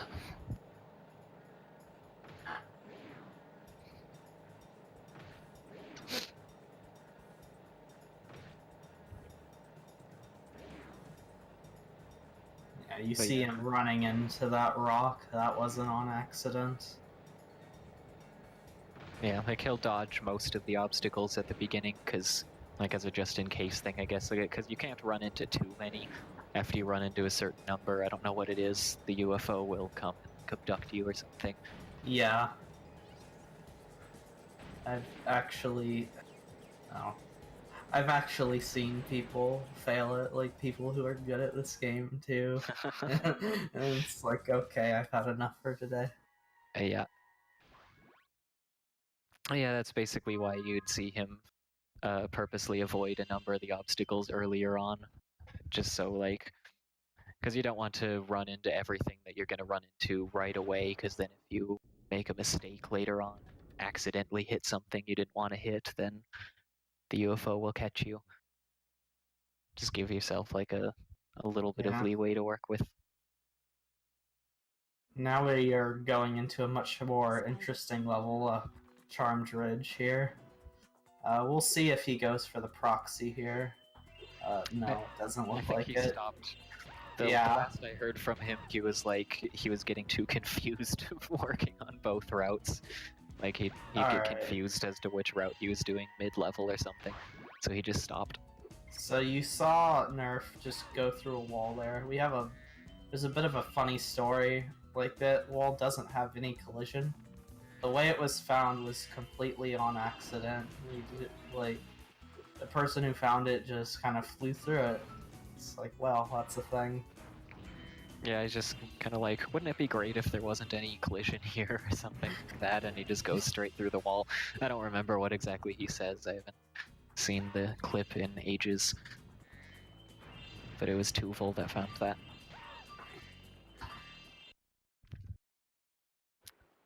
First side area in Charmed Ridge here, these mushroom seeds. Yeah, you just plant them in the ground, and then this big mushroom you can bounce off of comes up. You're supposed to have to plant extra seeds, like plant an extra little flower there to like use as a stepping stone to get up onto the mushroom, but you don't need to. It's possible to get onto all the mushrooms without any extra help. You saw Nerf do a spin jump there. Yeah, either using spin jumps or using like other parts of the level to get on top of the mushrooms. Yeah. The spin jumps are kind of more precise than some of the other spin jumps that we have to do in the run. They are actually pretty easy to fail. But yeah, they're probably the hardest spin jumps in the game. I don't really struggle with any others. Like, it's just because of like how the mushrooms are. Like, it can sometimes look like you got onto the mushroom, but you didn't like hit a part of the mushroom that you'll get a bounce on. So it can be a little difficult to learn, but once you get the hang of it, it's not too bad. yeah. There is also a trick you can do on the mushroom itself to get a much higher bounce height off of it. I don't even remember if it's used in this category or not. It might be used like once. But you can do sort of like a little charge jump or something as you're about to bounce, and it'll make you bounce higher. I think Nerf did it on the first mushroom. Yeah, I think you do it on the first mushroom. Evening is the home world that I have not actually learned myself at all, so... We'll see if he goes for the proxy here. It looks At like least he this is. one he'll probably do, yeah. Yeah. Oh? No? Or, yeah, it's right here, isn't it? You go around and flame, like you collect all or most of these gems from the firework baskets, and then you do the proxy up. Yeah. And Okay. he failed it. Yeah. It doesn't save that much time, but Yeah, it's just to avoid having to go around and go up through the whirlwind again. yeah.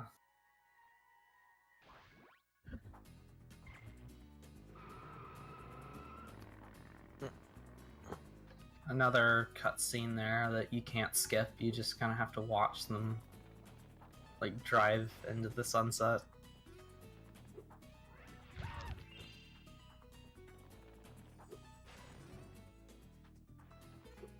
I guess this area is the only Sergeant Bird area I could say is like auto-scroller-ish. Like it is possible When it goes to... well. Yeah. It is possible to mess this up, but you know, if you're well practiced in this category and you've done this enough times, most of the time you should just be able to like shoot the cat like wizards as they're coming out. Yeah. The first cat wizard is a little bit tricky to time, but other than that, it's not all that difficult. Yeah, like you just have to be a little bit careful not to shoot too early because their hitbox appear instantly. Like you see him waiting to shoot them until after they've already started to curve off a little bit. But other than that, yeah, it's not bad. And since they all come out at like this even rhythm, you can just get into a good rhythm and you'll hit all of them. Of course, that also makes it easy to miss several in a row if you miss one of them. Yeah. Luckily, that did not happen to Nerf.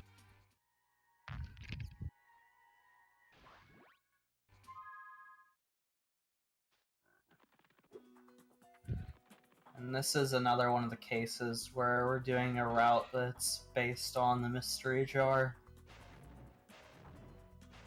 Again, the mystery jar just kind of like dictates what kind of route we have to take here. Otherwise, we would probably like clean all this stuff up at once. Yeah, this mystery jar you actually have to be careful of. You're about to see Nerf hitting it from a good distance with Fireball. And I guess if you're too far away from the mystery jar when you hit it with the Fireball there, the gems that are inside of it won't teleport along with the jar. And so if you make that mistake, you follow the jar to the end of the level, you'll break it at its last position and nothing will come of it. I'm not exactly sure what causes it. It's either like distance or camera, but you do want to be careful of it. It is known what the cause is, I just don't know what it is myself. Yeah, I don't remember off the top of my head. It's been a little while since I've ran this category, so... But yeah, since Nerf got all the gems properly at the end there, you can see he did not make the mistake, whatever it is. And now, after we clean up some gems and eggs here, or an egg, it will be time to go into the longest level in the run, Lost Fleet. Yeah, it's got a pretty fun, and by fun I mean very difficult and annoying side area in it. The subs, but I don't even know where subs is in the route anymore. Nerf actually does an updated route in Lost Fleet that I don't know anything about. I don't know anything about that route either. It used to be at the end, but we'll probably still see that route from Gaz. Yeah. Yeah, as far as I know, Nerf is the only one that does the route that he's going to do here. The problem with it, there's two problems with it, really. One, it involves a very weird and difficult jump right at the start. Or like, shortly after the start, you have to like flop up onto a higher platform that you shouldn't be able to jump up to. Funny thing about this route is there used to be like a really old route when the record was like a 340 where like doing the flop onto like that up onto like that area was like the only option. Yeah, it's right here. Yeah, but so yeah, it's back into the route now.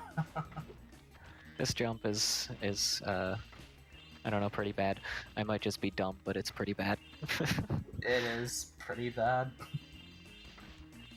But yeah, besides that, the other thing that makes the route that Nerf's doing difficult is that in a bit we'll be using... So a little gimmick this level has is that there's like this invincibility power-up, and you can swim through this acid as long as the power-up is active. But Nerf's route stretches this power-up to its limit. Like, he will take a route here where he will be exiting the acid again, like, right before the power-up expires. And so if you mess up the movement even a little bit here, you'll either die in the acid or you'll just miss some gems. There's not much leeway. Funny enough, that reminds me of Saboom's route for this level, where he would use swim in air with the acid, with the power-up, to get the vultures, which is pretty funny to think about now. That is very funny. I've never seen that route. But here we go with subs. This is one of the more difficult side areas in the game, especially if you're trying to snipe them all, like Nerf does. But we like snipe referring to like just shooting them without like aiming it at all. Yeah, without waiting for the lock-on. Yeah. The thing about these subs is that their movement actually does depend on your position. And so you have to be very careful about like not getting too close to them or like too in front of them or anything. Like you saw there, Nerf was expecting a sub to come out of that cavern, but it didn't. The sub had actually turned around, gone out the other side, because Nerf got too close to that entrance that he wanted it to come out of. So that's what makes it especially hard to like snipe the subs, because you want to get pretty close in order to snipe them, because it's crazy hard to aim at them from very far away. Also, you will have seen it that sub kills himself. The little pause that Nerf does while entering the sub, like the animation, those pauses were not accidental. He actually does that on purpose to like time it so where like the subs will, that first sub will just kill himself. Yeah, like, for whatever reason, we have no idea why this is the case, but if you pause buffer like that as you enter, it makes your sub start out at full speed, when normally you start out pretty slowly and have to accelerate. So I guess, like, in this case, that lets you get to that sub fast enough to make it just turn around and run to its own mine that it just shot out. It's really funny looking. It happens so quickly you don't even really, if you're not watching, you don't notice that there's a mine involved at all. It just looks like the fish goes poof for no reason. Yeah. Gaz struggling here a bit at the end of Charm Bridge. He's sparksless, so he has to run over all the gems on his own now.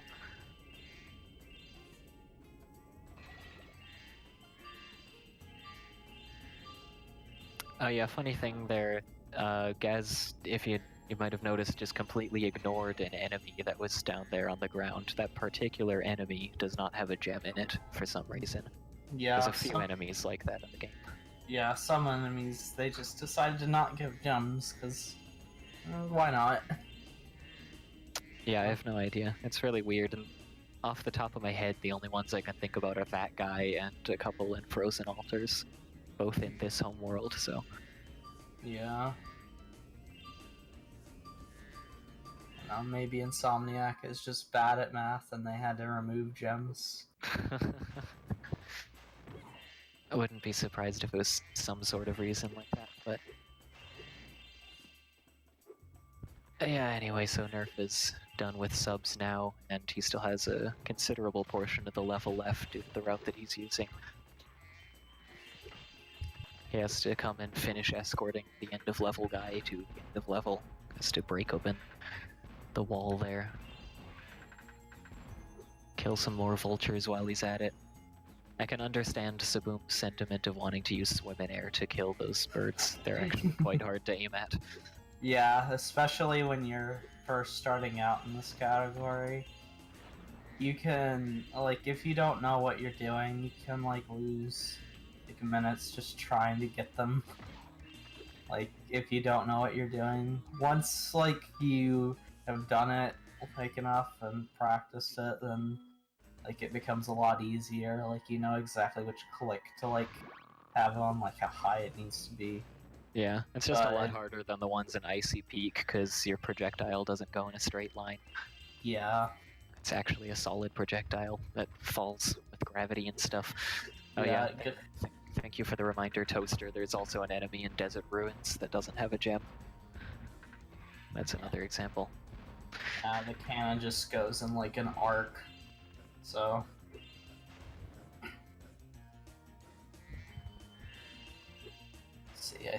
yeah, it looks like Gazco is doing the older route here, so you'll see a bit of a divergence, and Gaz will be ending on the sub area, as where I'm not exactly sure where Nerf will be ending.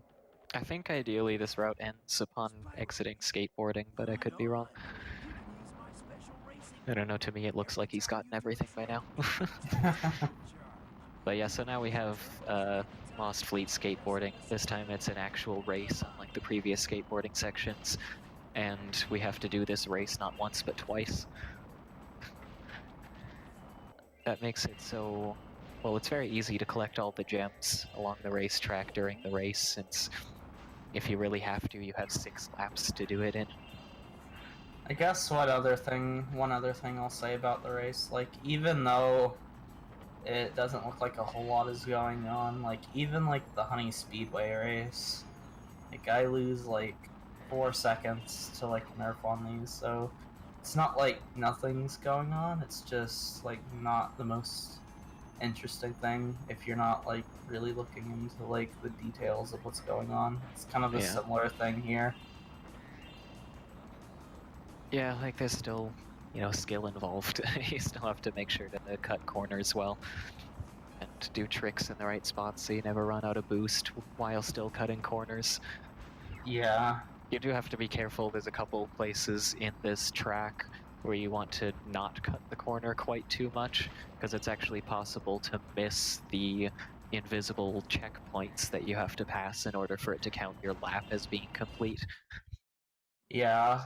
If that wasn't the case, then we'd probably collect all the gems on the first pass, and we could just, like, I guess, go over and, like, out of bounds, and just kind of, like, trick the game into giving us laps, but no, there's, like, checkpoints that we have to hit, so we can't, like, really do that. On the second pass, now we have to kill these crabs that are on the track, because that's just part of the challenge.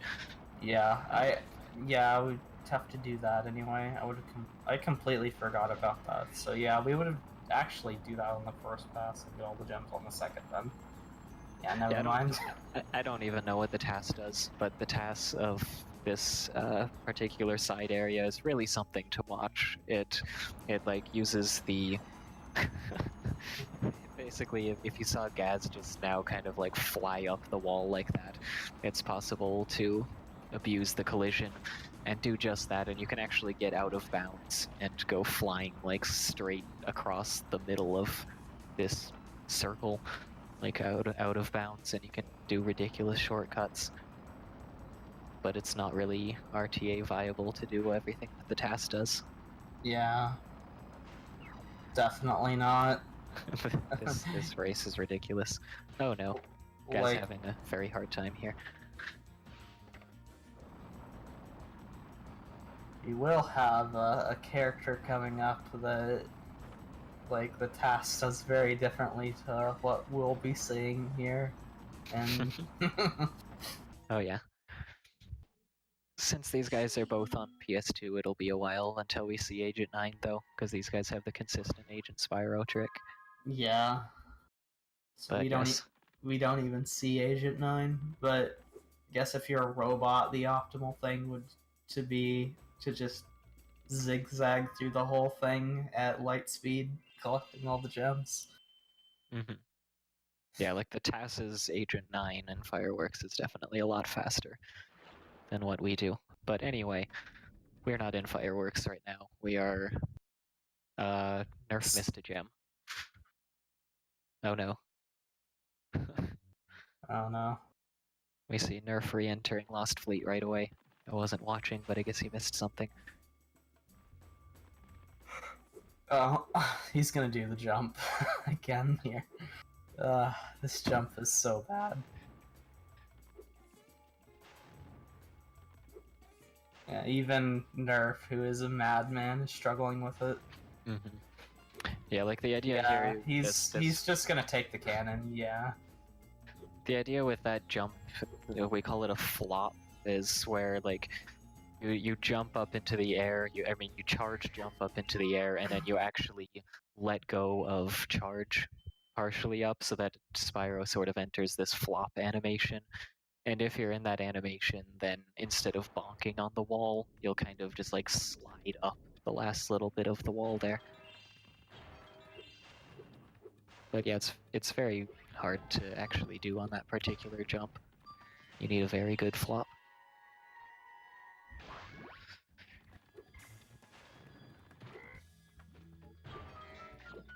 So what's after Lost Fleet? Bentley? Yeah, Bentley. Yeah. The most interesting level. Bentley's homeworld does not have a whole lot you can do to save time in it. Like there is a little bit to talk about once he gets in there. Yeah. But I guess it's a nice like buffer between Lost Fleet and Fireworks. But between difficult stuff, yeah, a nice little break. Yeah, so just like with the first two side characters, we're entering this one from out of bounds again, because the portals are all stored so far underneath the level. Since we'll be in Bentley, I'm going to use the restroom real quick. I will be right back. Alright, you have fun with that. Yeah, so Bentley, we saw him a little bit in Bamboo earlier already, but there's nothing to his movement. There's nothing you can do to move faster or anything. It's just you swing his club and you spin to reflect projectiles. It is worth noting when you swing your club like that, if you're jumping as you swing your club, it actually gives you a tiny, tiny height boost. You can make some jumps a little easier, but that's almost never relevant because it's Bentley, we have very little of platforming challenge. These seals here are another one of these things that are manipulated by the camera.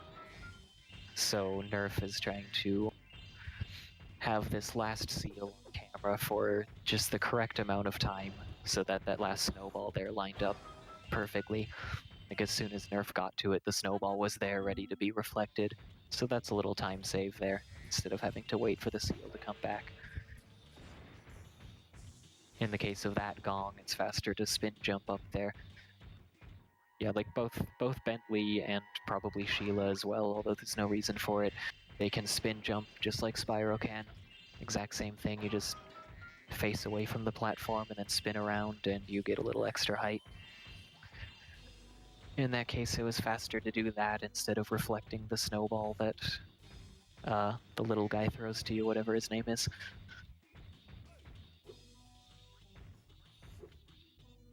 Over on Gazco's side, we see him doing subs, and we see him doing a much safer route for subs than what Nerf tries to do. Gaz will not be constantly trying to snipe a bunch of subs. He's just actually waiting for each one to lock in turn.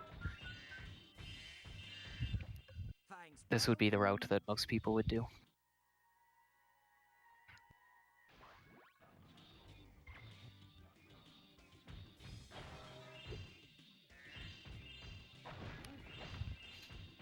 Luckily for us, the Bentley level is not very long. It's one of the relatively shorter splits in the game. This game has a lot of long levels, but yeah, Bentley is over with fairly quickly.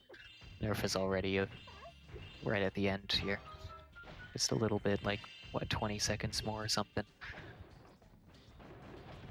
Which is good because it's very boring to watch.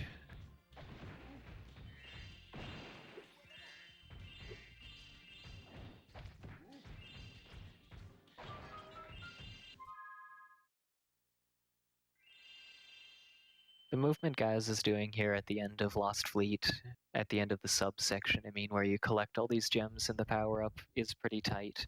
Didn't mention it when Nerf was doing it, like you do actually have to do this movement fairly well. You have to cut the corners somewhat as you collect these ends, like actually make use of the fact that Sparks' range is pretty decent. Otherwise your Sparks power-up will run out before you collect the last gem.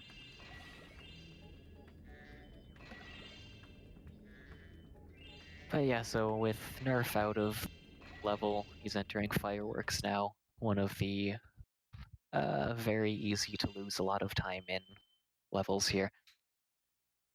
It's a level with 3 side areas. One of them is particularly bad, Twin Dragons, but that's at the end of the level. Alright. Nerf is done with Bentley, so good timing.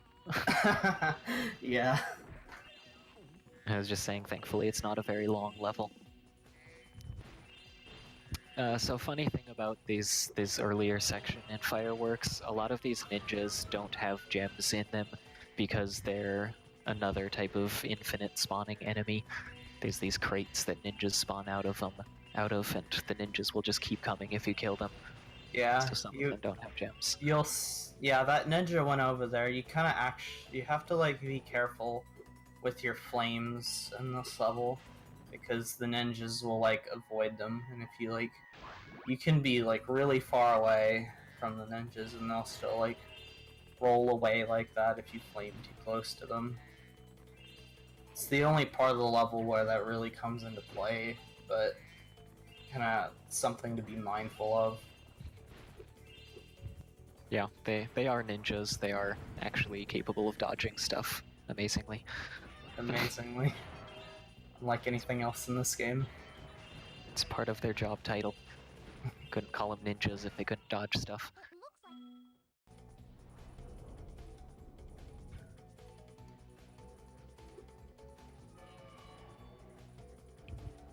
Nice little unskippable cutscene here of using cannon to jump across. There is a proxy you can do in this level to do a different route and not have to take the cannon there. But it's a very hard proxy. Yeah, only the task really does that. I don't think anyone like really even knows like how to do that route. Sure, you could like you could get the proxy, but then you'd have to, like, even if you got it, you'd probably want to get back down because you don't know the route. Yeah. From that strong chest that Nerf just blew up, one of the gems he made sure to collect right away after he the chest, because it can actually, or it does, fall down to the ground below, and so it kind of wastes a bunch of time to have to go get that gem if you don't collect it right away. Yeah. Like from midair.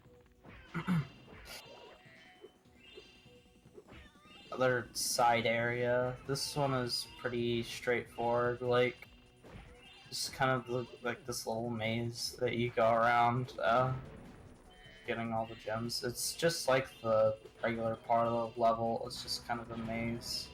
So, interesting level design. Yeah, Side like area. it's a side area, but it's not really unique or special like most side areas. There's no real gimmick to it. It's just more Spyro movement. Yeah. Nerf struggling to get behind that guy there.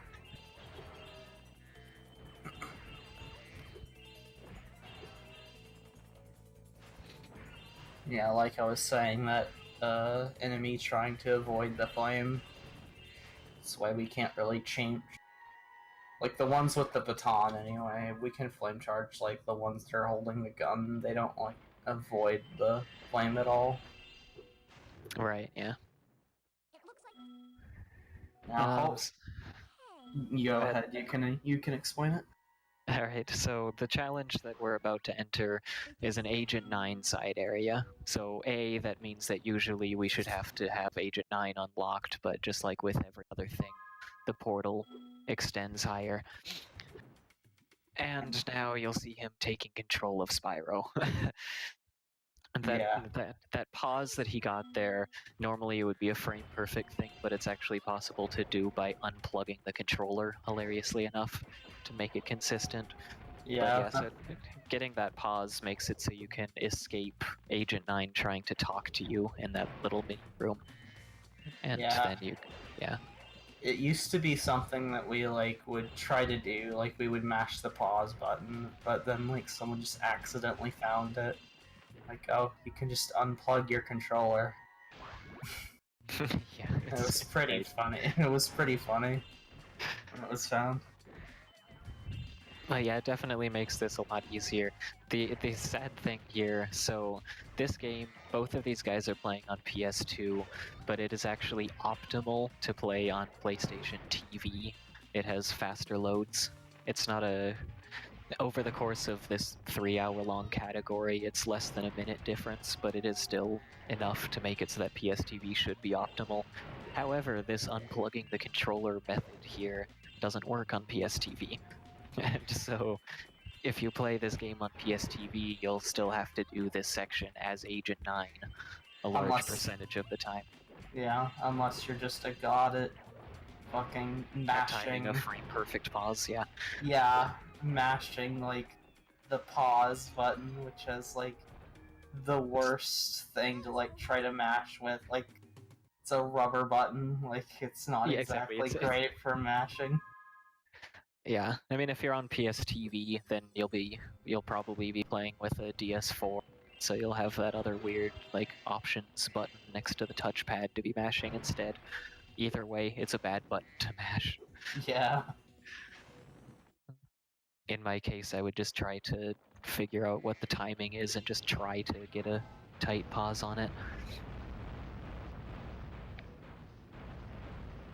But yeah, anyway, Twin Dragons is where Nerf is now. This side area is very and we don't have any way of making it not annoying. The path these guys take is seemingly random. It may just be based on Spyro's own movement where they go, but it's not exactly easily manipulatable by humans, so... each of these dragons have, like, different, like, patterns that they take. Like, it's not completely random. Like, if you know the patterns, you can, like... You can kind of know what they're doing next some of the time. Like, I'm not exactly sure, but... Yeah, I don't know the details at all, but... Like, certainly if you watch Nerf do this, he'll seem to have a better idea of what he's doing compared with a lot of other runners.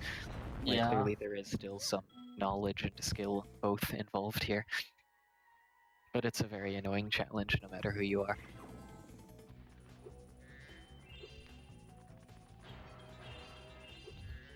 And then that's basically it. Once you finish Twin Dragons, you just... clean up the gems. To the gems. And we've already got almost all the gems from the main portion of the level. Just sort of like exit Twin Dragons area and collect one little area and we're done. Yeah, most of the things are already collected by this point.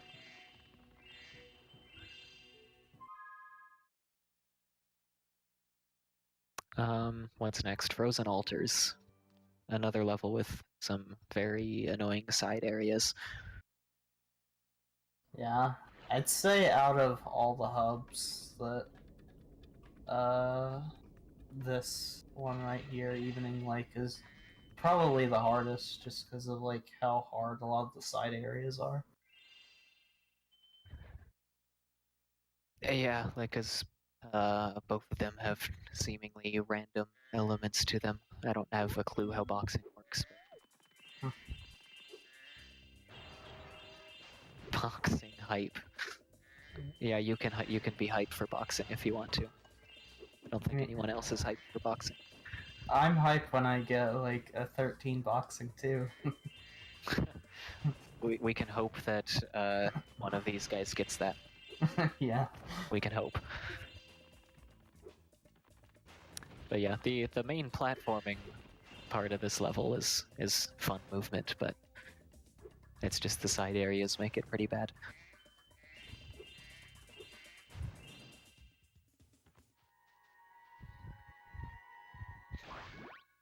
Oh, I wasn't watching, so I didn't even think to mention, but there was probably another dead body proxy that you would have seen at the start of this level off a mammoth. Yeah, there is. He did it. It's easier than most of the dead body proxies in the game.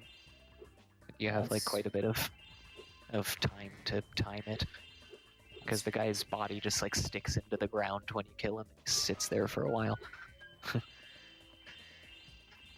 Yeah, it's pretty easy compared to like most of them.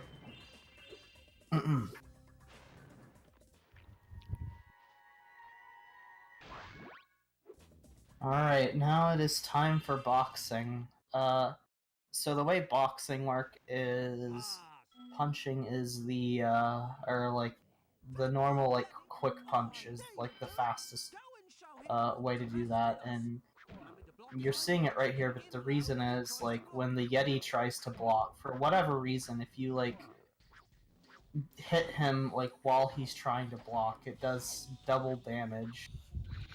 So you're essentially doing like damage twice as fast whenever he does that. Yeah, and so you just try to sit there and not quite mash the punch, because that won't work too well, but sort of like time it with a decent rhythm so that you can get fairly quick punches out. And it works a pretty decent percentage of the time, I guess, where you get those double hits, double damage hits, I mean. Boxing 2 is much more difficult to actually finish in one round. Yeah, Like you do, of course, but... Like I said, the fastest I've gotten this is like 13 seconds left on the clock for the first round. Yeah, it's very common to see people having to take to the second round for this. Yeah.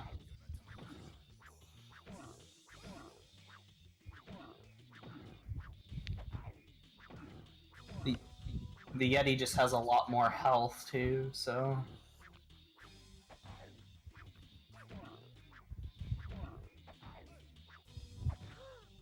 It looks like we'll be seeing a second round from Nerf. Yep. Yeah, that's the thing, like even if you're a top runner middle, you're still not gonna get a super good boxing 2 every time. Yeah. Or boxing 1 for that matter, I guess, but boxing 1 is shorter, so you notice it less. It doesn't matter as much.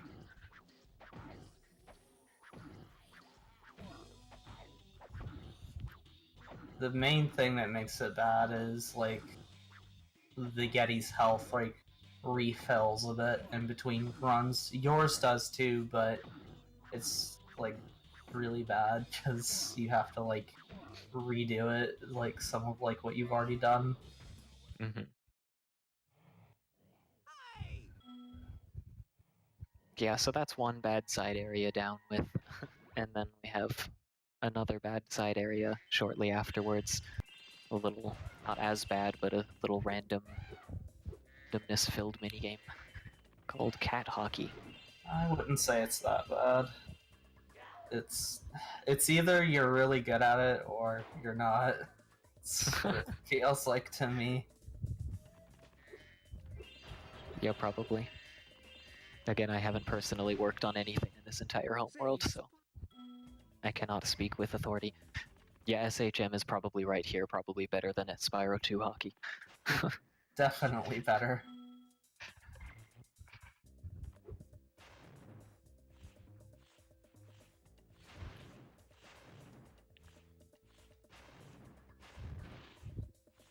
The main problem, of course, is just it's hard to control Spyro on the ice.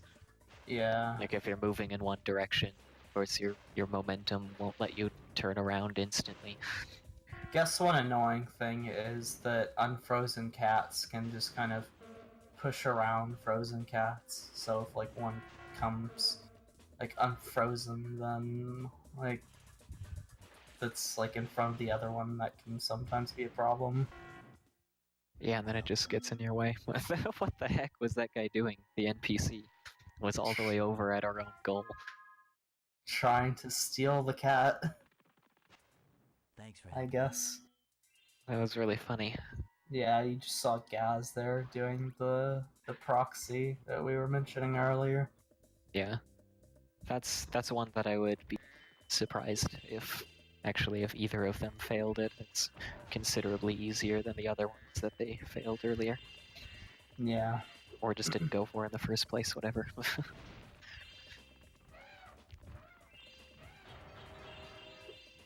Just makes the route a bit cleaner, like later on, instead of having to get those gems later and do a spin jump like back onto the thing to get where you were.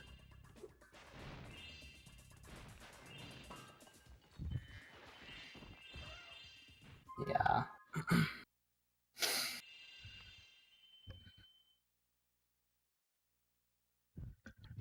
So now we have the best boss in the entire Yes. Spyro franchise. The lovely boss that has RNG that can take a lot of time away from you with absolutely nothing skill related.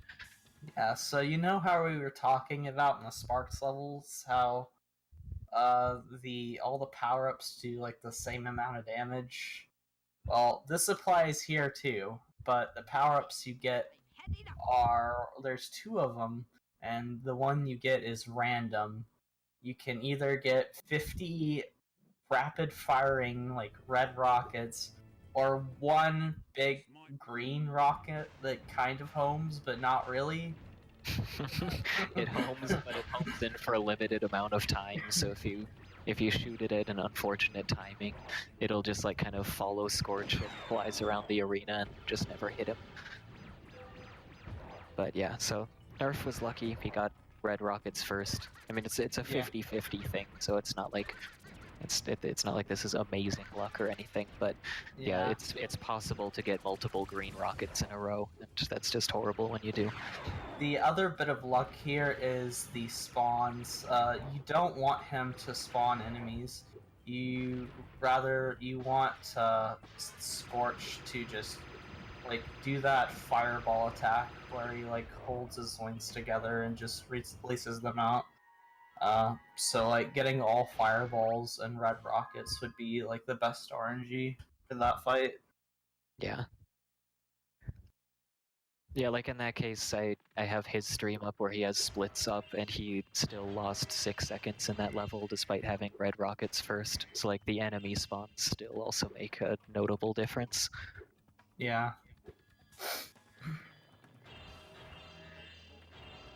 Now we will see another Sparks level with a very unintended route, I would guess. Oh yes. This Sparks level in particular has a gimmick that the others don't, where it's this labyrinth thing where like you're locked into rooms and you have to kill every single enemy in each room before the next door will open. But instead, Nerf will be climbing up the wall right here once again, and going to the end of the level and doing the level backwards, so that he doesn't have to deal with any of these doors at all. Yeah, it can be a little hard not dying just because you're going through all of these enemies, but like for whatever reason, if you're going backwards, you can just run through the doors for whatever reason. Yeah, not have to kill anything. Yeah, so yeah, this is, when you're doing this route, this is the most dangerous Sparks level, because yeah, there's all these enemies around. There's a huge number of them, kind of, because you're meant to have to fight them. But in this case, instead of fighting them, try to dodge almost all of them. And it's very hard to do. Mainly these starfish enemies are just all over the place. It can be kind of hard to avoid. You want to like just not have to deal with them or kill them at all. Just like charge around them. Yeah. Like this is already becoming a little scary there for a second. He was at Great Sparks. Yeah. Yeah.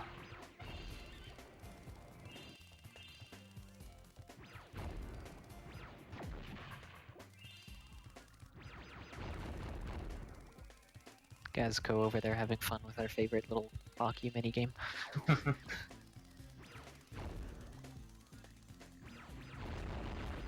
The cat spawns themselves not seeming to be favoring him as much as Nerf. Yeah. Just like not as close to him.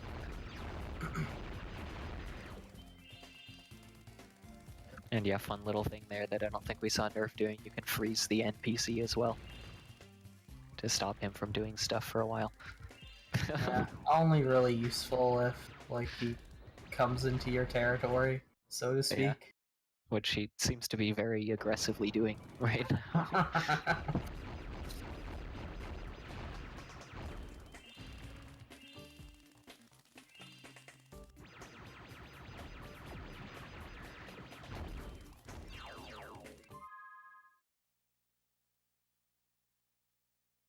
And so there we go. Nerf done with Starfish, and therefore done with the third world.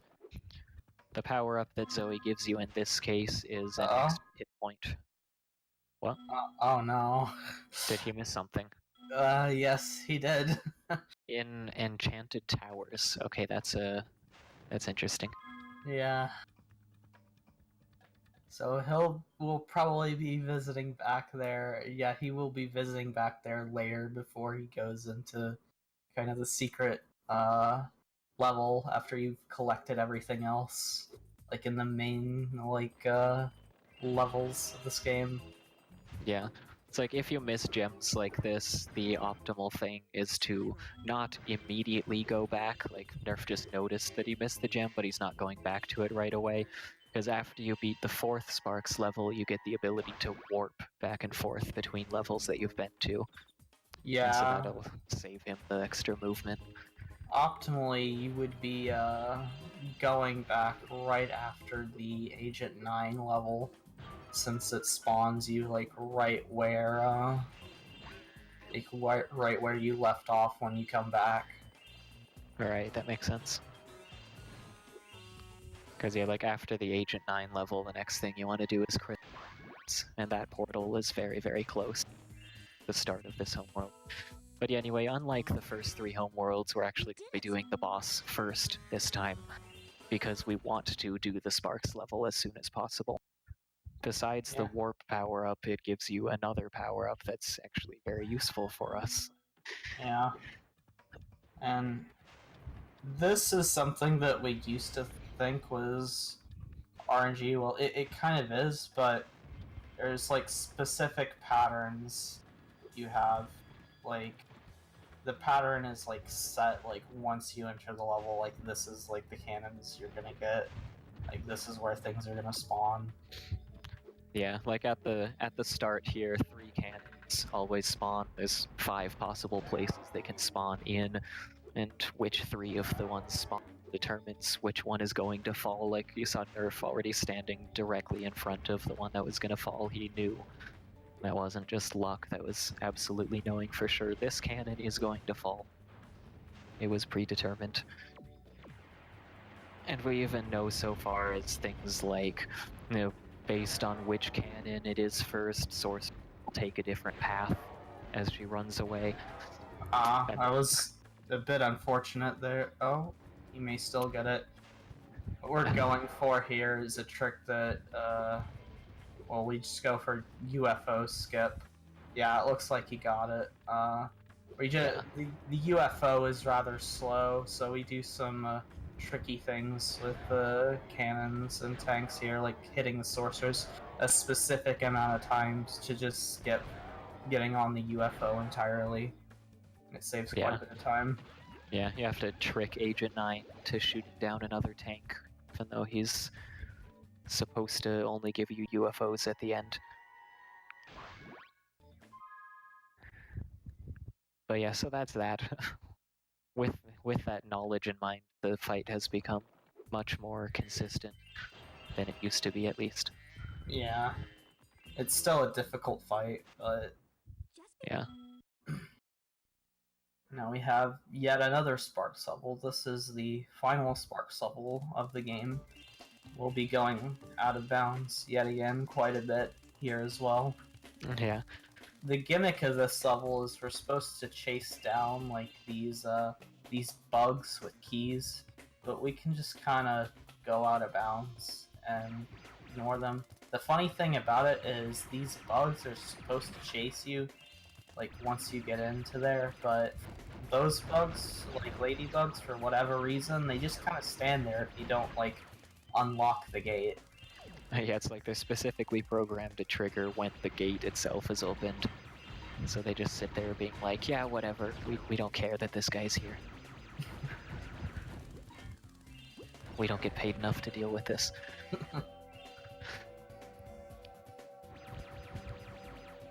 There will still be like some keys we'll be collecting, as you see, but you know, there is a number of them that we can just ignore.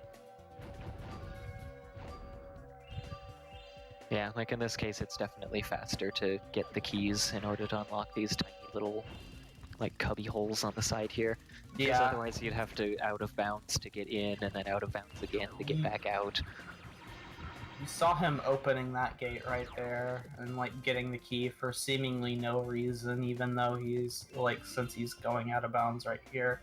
But he does that so he can like get enemies after this boss, because if you don't open that gate, the same thing kind of happens earlier, except with the bigger enemies, and like that bigger enemy has a gem and you can't kill him if you don't unlock that gate.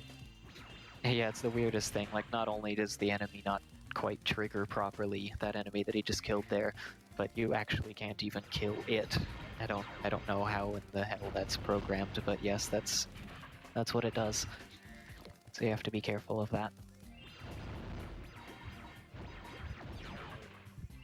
But yeah, overall, this is not as bad of a Sparks level when compared with Starfish that Gaz is over in right now. It's a much Yeah. less dangerous level. You saw Nerf successfully exiting with yellow sparks even. But yeah, so now having completed Bugbot, Nerf has the ability to break baskets and vases from a distance. Like Sparks himself will break stuff from a distance. And so Yeah. it allows you to cut corners even more. It's kind of like flame charging without needing to flame anything. Yeah, and In it that even works regard. on the metal vases as well. Which flame charging doesn't normally work on. Yeah.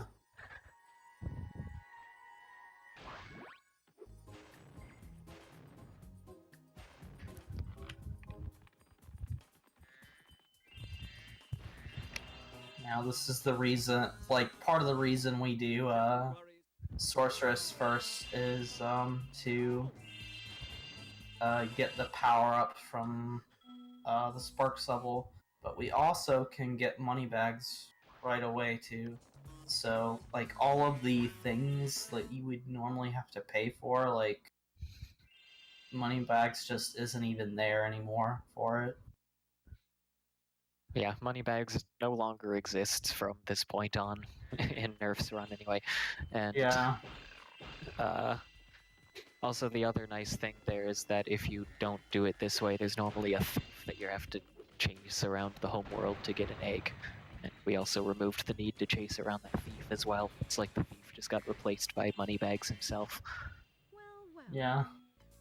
It's just laying on the ground, like in front of the level that we just gone into right here. Yeah. Yeah, so this is yet another case of to the end of the level first, Desert Ruins here, and then going pretty backwards. I imagine the main reason we do that is because we have like another key in this level that we'll have to, that's more towards the end, and the chest is at the beginning. It's quite a common thing that the chest will be at the beginning, and the key will be quite a bit into the level, so we just end up going backwards. Yeah. Here we have another annoying vehicle side area. I believe this is another case like the UFOs earlier in Mushroom Speedway, where the enemy behave completely consistently. So you can just follow a fixed route, and the sharks will always move in the same way. It is, like, you can follow a fixed route, but most people don't, because the fixed route for this particular side area is extremely hard. Yeah, as you can see by Nerf having missed about half of them that he should have hit by this point. Yeah. It's hard to aim, and the projectiles themselves don't have very big hitboxes. The sharks that you're shooting at have a bit of a weird hitbox. It's physically hard to hit them. So. Yeah, it didn't go too badly. It wasn't what he exactly wanted, but it could have been worse.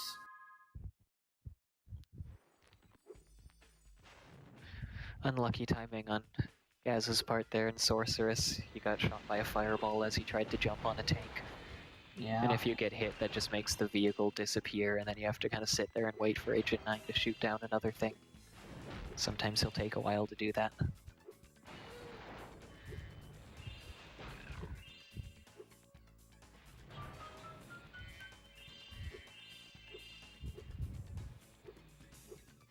Guess what I will mention with these, I guess, metal guys is, like, even if they've, like, already, like, flamed the ground, if you kill them, it just makes it immediately stop.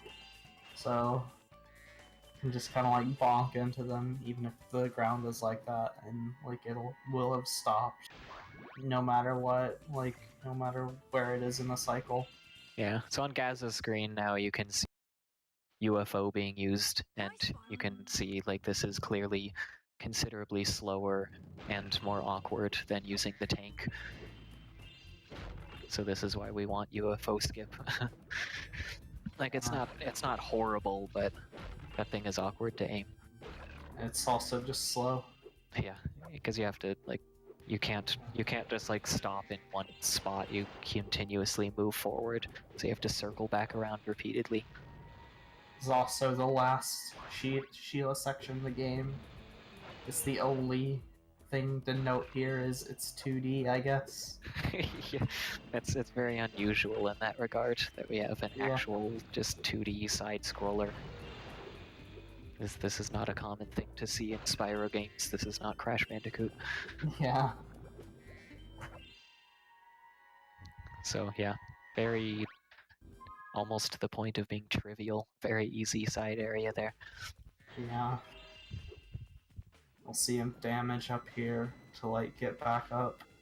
There was another scorpion sitting on the platform there. That's what we mentioned earlier that does not have a gem in it. For whatever reason, just that one particular enemy.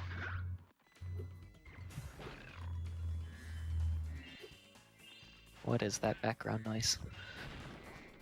That is something outside. I'm sorry. Nice.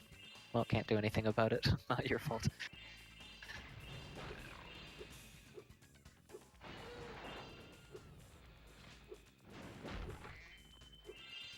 So yeah, Nerf will be approaching the beginning of the level again here, since we came backwards. And like mentioned earlier, the beginning has a key chest here. So with this particular route, we can just come here and end in this key chest area. Or at least we could if you hadn't missed that one gem over there. Yeah.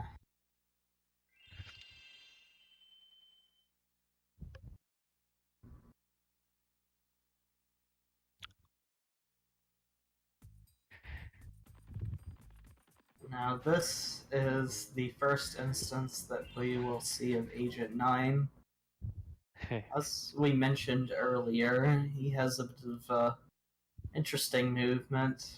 Again, with the strafe buttons.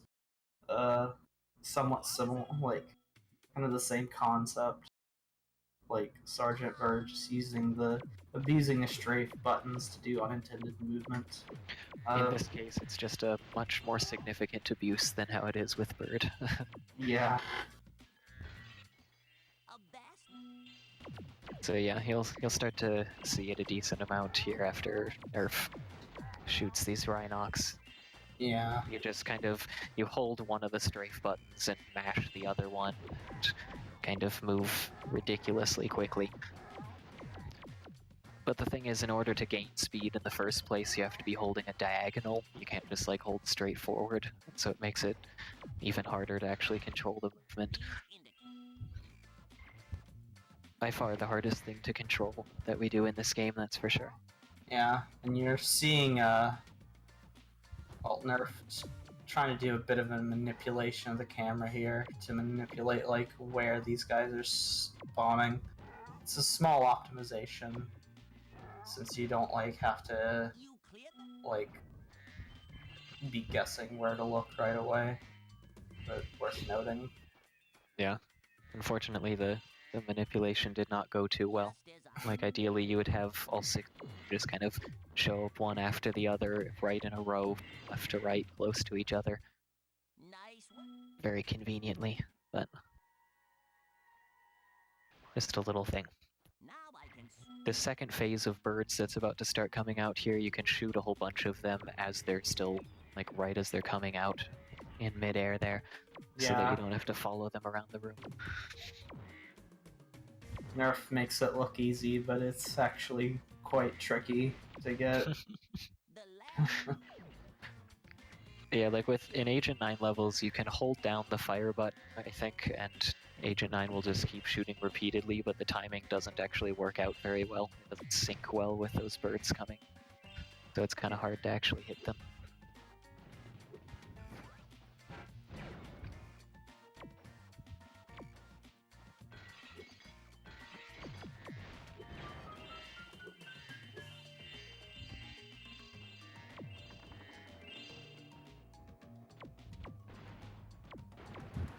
Let's see, this egg here that Nerf is working on right now for hitting these 6 guys is just an odd bug that happens with it often, where it says you already have this, even though you clearly don't. Yeah, see, there you go.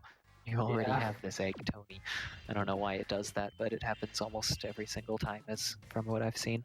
I think I think they talked about that in like the commentary for the task. It has to do with like your positioning. Like you've already like got it in the cutscene or something because of your positioning. I see.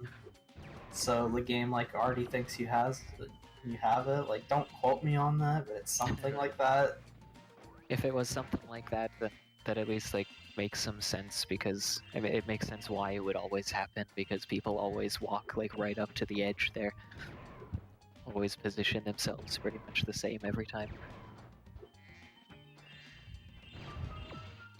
So now, right after talking to Professor here to get the end of level egg, Nerf is going to do a little skip. He's going to abuse the very fast movement that you can get with the zigzagging, and he's going to just jump straight from the end of the level all the way across the water back to the start, in order to avoid having to do a very long backtrack. Yeah, you would have to spend like not a super long amount of time backtracking, but it would be significant since like it's going like from one end of the level to the other. Like obviously zigzag wouldn't make it as bad, but If you can reduce how much zigzagging you have to do, that's always preferable. yeah. Just the amount of ground you have to cover, because it's so difficult to control. It looks like Nerf is just gonna wait till later to backtrack. I wouldn't be surprised if he's forgotten already, frankly. Probably. Or it might actually be after Crystal Islands, like right after Crystal Islands you do it. No, it's after. It's like right after you get the gems on the bridge. After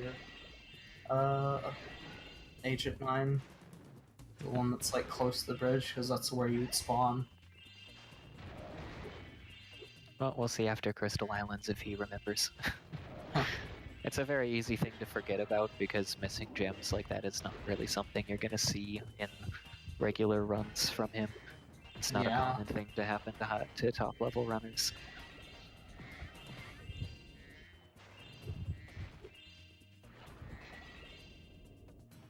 Fun little trick here. This magician that he's talking to here spawns 3 diamond platforms, and they come into existence slightly before you can actually see them there. So Nerf just kind of abused that, head bashed onto one of them in the middle, and went super quickly, instead of waiting for all 3 platforms to show up and slowly jumping up them.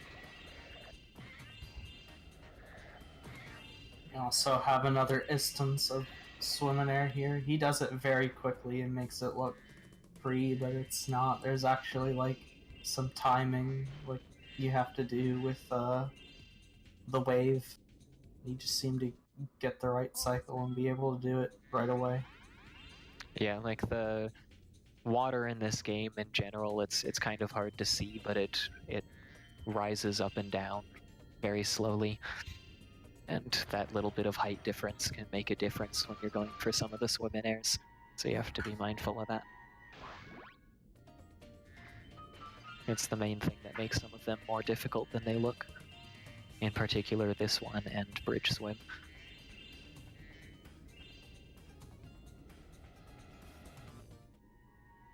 But yeah, so this swim in air and Crystal Islands get the thief that you're supposed to have to chase around in an airplane very quickly, because you approach him from directly in front of him and he flies straight into you, because he just has a fixed path. Yeah, it just makes the gem route a whole lot cleaner. Now we have the last Bentley section of the game.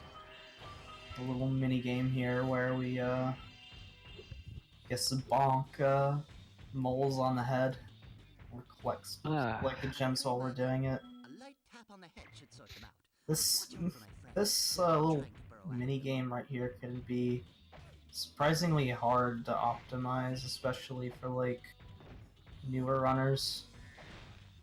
Like just trying to get the I guess the mallet or club lined up right. Yeah. Like especially if you're playing with this game with D-pad, like it's just kind of hard to angle Bentley in the right direction so that you actually hit these guys. You can see even Nerf having some trouble hitting a few of them. Yeah. But we're actually he's gonna get to 19 out of 20 hit there, and then he's gonna go off and collect the rest of the gems in this area. There's a decent amount of leeway for doing this if you don't miss the moles too much. Like see, he still had more than 10 seconds left at the end there. That way you can avoid having to have Bentley do his really slow walk back down there to grab the rest of the gems after the challenge. Yeah.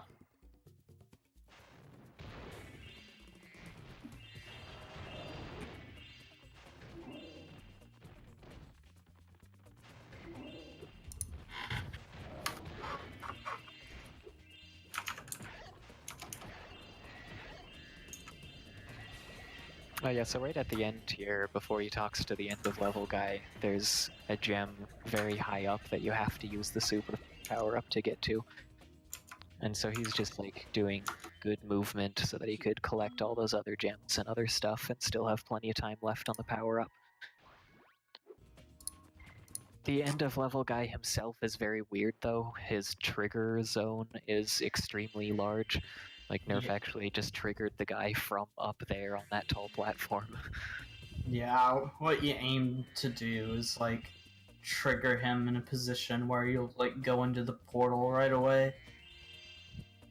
Yeah, so then you like skip the egg and then immediately walk into the slide area.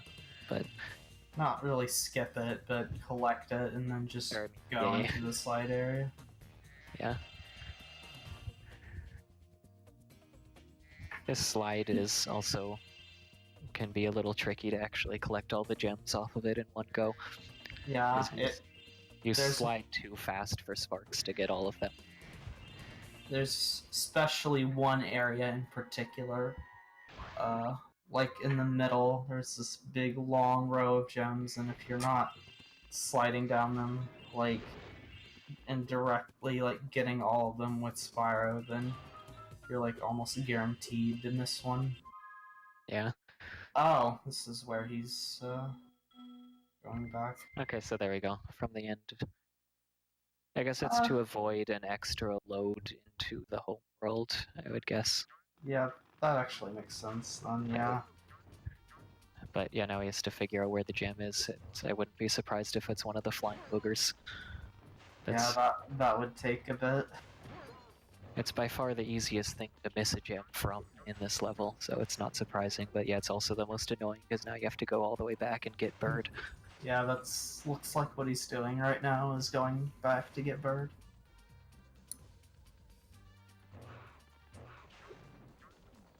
Memorize your gem counts, kids. This won't happen.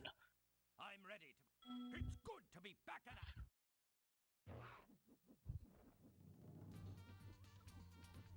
So yeah, meanwhile, while Nerf is going back to get this booger again, we will see Gaz zigzagging significantly less than Nerf. Nerf makes it look far easier than it is, and even then Nerf's movement doesn't actually look all that good when he does it. That's just how difficult it is to control. Yeah. It is incredibly hard. Oh, it was at the end. Damn. Oh, I didn't even think of that. Yeah, so the thing is, that gem that he missed there, the bone guy that was standing next to there is the last bone that we collect, and if you get that bone before the gem has actually homed in, it might not home into you when you teleport. Like, you collect the bone, you teleport to the guy that gives you the egg, and Sparks might not keep bringing the gem towards you if you did it a little too early. I think if he picks it up, it'll like eventually come to you, but it like takes a while, and he might have exited too early, even if. Actually, that makes sense. Yeah, rather than Sparks not picking it up, it's just that the location there is physically very far away from the big guy, so Sparks does take time to travel distance. Or just the gem taking a long time to like get to him if he's standing there. Oh yeah, so this little Agent 9 section that Nerf is in, I forgot this was coming up. You're supposed to have to sit there and fight several waves of enemies in a row, and it takes a really, really long time. But you can just, since the scenery is sort of sloped on the walls, you can just like zigzag into it and you'll jump up onto the out of bounds on the scenery and just skip the whole fight.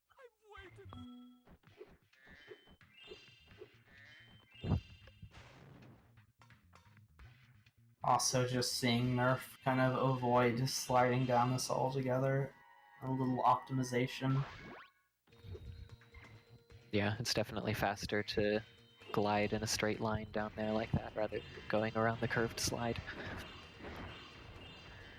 This level in general has a bit of a unusual, like we skipped straight to the end of level guy and did the Agent 9 challenge, and then we kind of jumped over towards the middle of the level with the slide, and then we kind of like go backwards from here, backwards toward the start of the level, and then or something. Yeah, the reason we start or we get the end of level egg first is, I think that's what triggers all the doors to be open. Like otherwise you would have to manually like open the doors. It should be annoying. Yeah, now that I look at this again, he is going forward through the level from there, but yeah, anyway. Just a bit of a weird route. This tank's challenge is pretty hard to control as well, just like all the vehicles in this game, but Nerf is extremely good at it. Yeah. I'd say the speedrun of this game is a lot more enjoyable than playing it casually, but that's just me. Just because there was a lot of like questionable things they did, mainly with vehicles. They were definitely at least struggling at least a little bit to get good variety in here, because they wanted to add more variety. It was a crunch for time too, like they didn't even have time to properly test the game, like they didn't even know that they didn't put the boss music in the source code. Like, they didn't have time to test that. Yeah, so there's Nerf as usual doing a godly job of playing the tanks minigame. I assure you it is very difficult.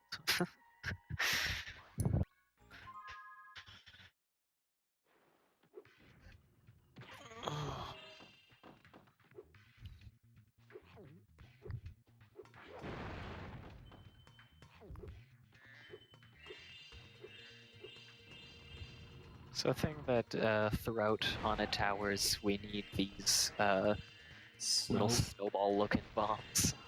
But so Nerf tries to do a bunch of optimization with getting these enemies to throw bombs right before they die, so that Nerf has like extra bombs instead of having to go pick one up from somewhere else or whatever. Yeah, it's just really fast to do it there because there's 2 enemies throwing it at you. That was a somewhat recent route change. Yeah, recent meaning whenever the last time was that Nerf seriously grinded this, which has been a while now, but less than a year. Also, another instance of just things being off-screen, not really mattering. that bomb did not fly as far as it should have. Yeah. Like, the bomb just being, like, off-screen, it just doesn't, like, further, what do you call it? Just, it doesn't explode, I guess. Yeah, pretty much. I think it gives him some extra time to go and collect some extra gems without the bomb exploding right away. After that, next level is Dino Mines. A level with quite a bit of auto-scrollers. The first one isn't too bad, but the Agent 9 one kind of wears out its welcome. Yeah. I'm glad it's at the end of the run. Yeah, it would not be fun to have to do it over and over again in resets. But if this level's route is much more straightforward than a lot of the other ones we've seen. It'll actually just be going through the level from start to end pretty much in the order as you're intended to do it, and then do all the side areas at the end. There does exist skips to get to the end of the level in this, it's just that it doesn't actually help us make the route faster for this category. Yeah, there's not any, like, keys or any, mystery jars in this level, so it doesn't make a whole lot of sense to do it for this one. Yeah, no keys, no mystery jars, no, like, weird doors or bridges that have to be unlocked by talking to the end-of-level guy, no stuff like that. Very straightforward level. And we will get to see Agent 9 some more in this level. We won't even get to see him very much in this category, with him being taken out of fireworks.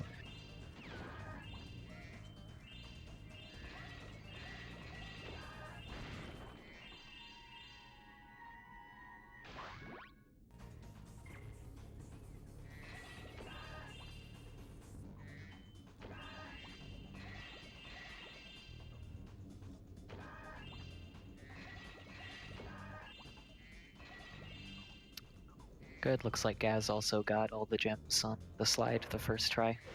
Yeah. It's two for 2. Good work, guys.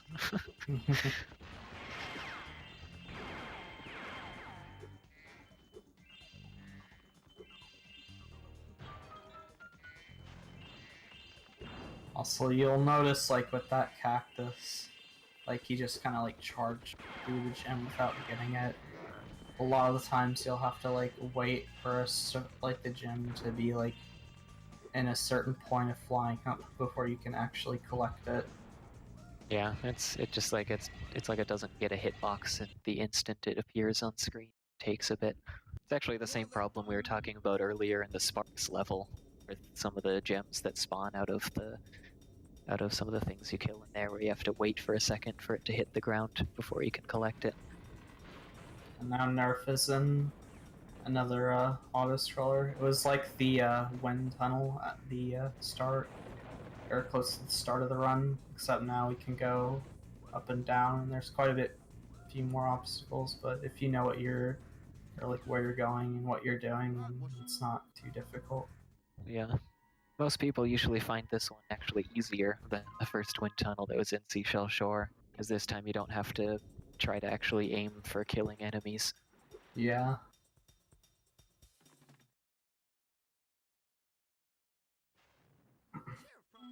So yeah, now we have Agent 9, which starts out as an auto-scroller. We will get to see some actual good zigzagging Agent 9 movement afterwards, but first we have a very long auto. Yeah, this auto-scroller probably goes on for like a minute and a half, at least. Something like that.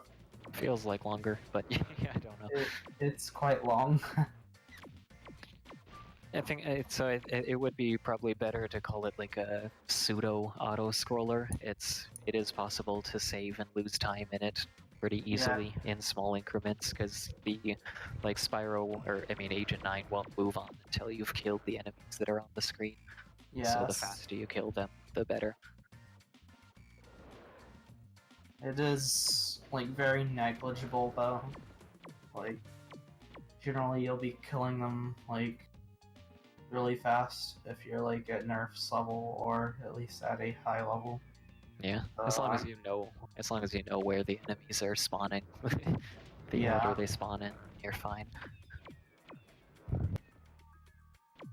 In the case of the TAS, it even ricochets bullets off stuff to hit enemies in advance before they've come on screen in a few cases. You can save even further time then. Yeah, we do that RTA in like some places, not a whole lot, but you'll just see him ignore that dino.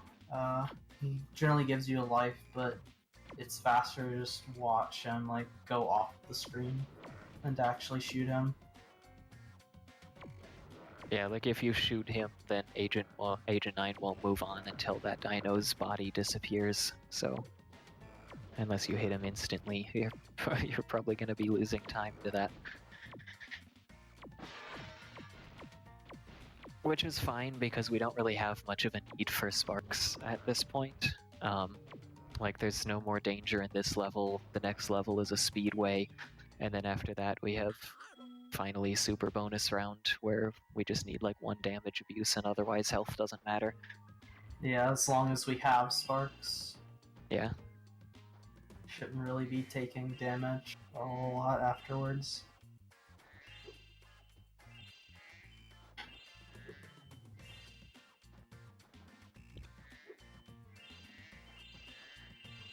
But yeah, so once again we have some more Agent 9 zigzagging, which is, as usual, looking very hard. taking pretty like indirect paths, curving back and forth as you move places, because of the need to hold a diagonal to get the speed.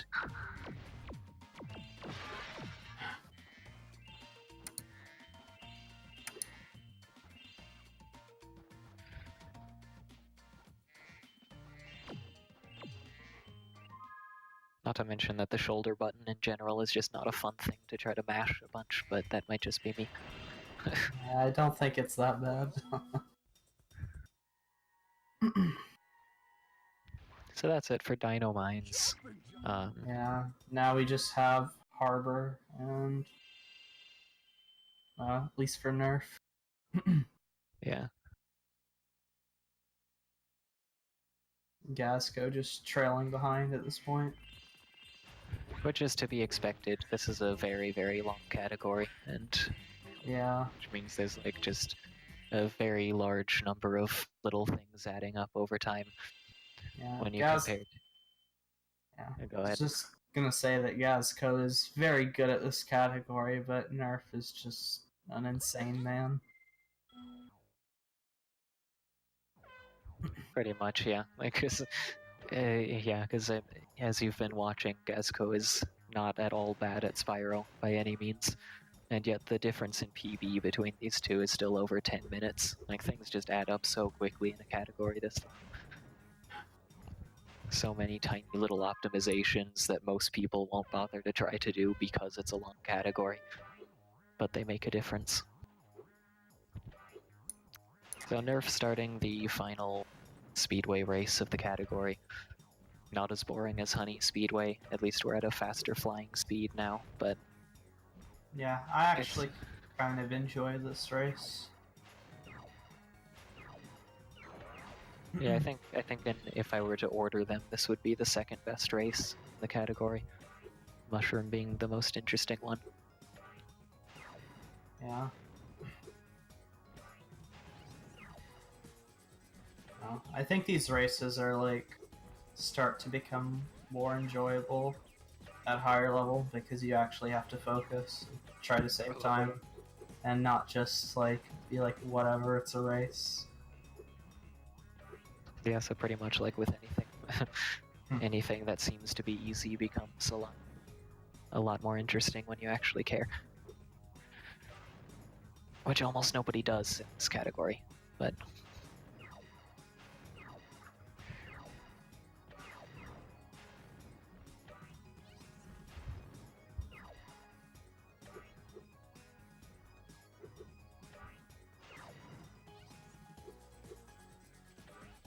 Yeah, you see Nerf like really pushing how far you can like get the rings right here, like we were talking about earlier. It's just very noticeable with like certain rings that he's doing. yeah, some of them you have to be kind of careful. It's for some rings, due to the angle that you're approaching them at, it's a little deceptive how far away you can actually safely go from the ring. It's kind of easy to go a little bit too far away from the ring if you're trying to optimize it. So you'll still see most people like still physically touch the ring in most cases.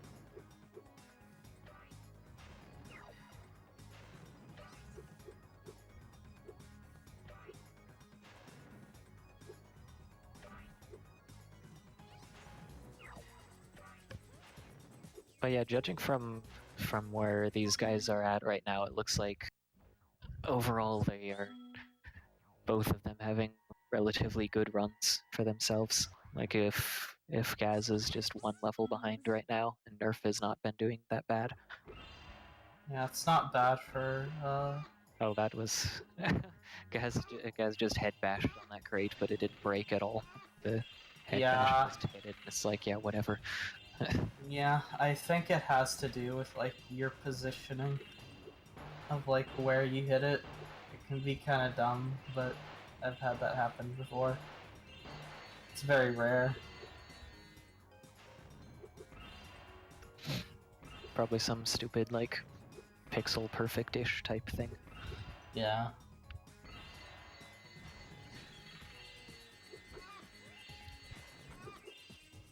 I guess pretty much the same thing as like how in the Crash trilogy, if you land right at the edge of a box, you won't bounce on it.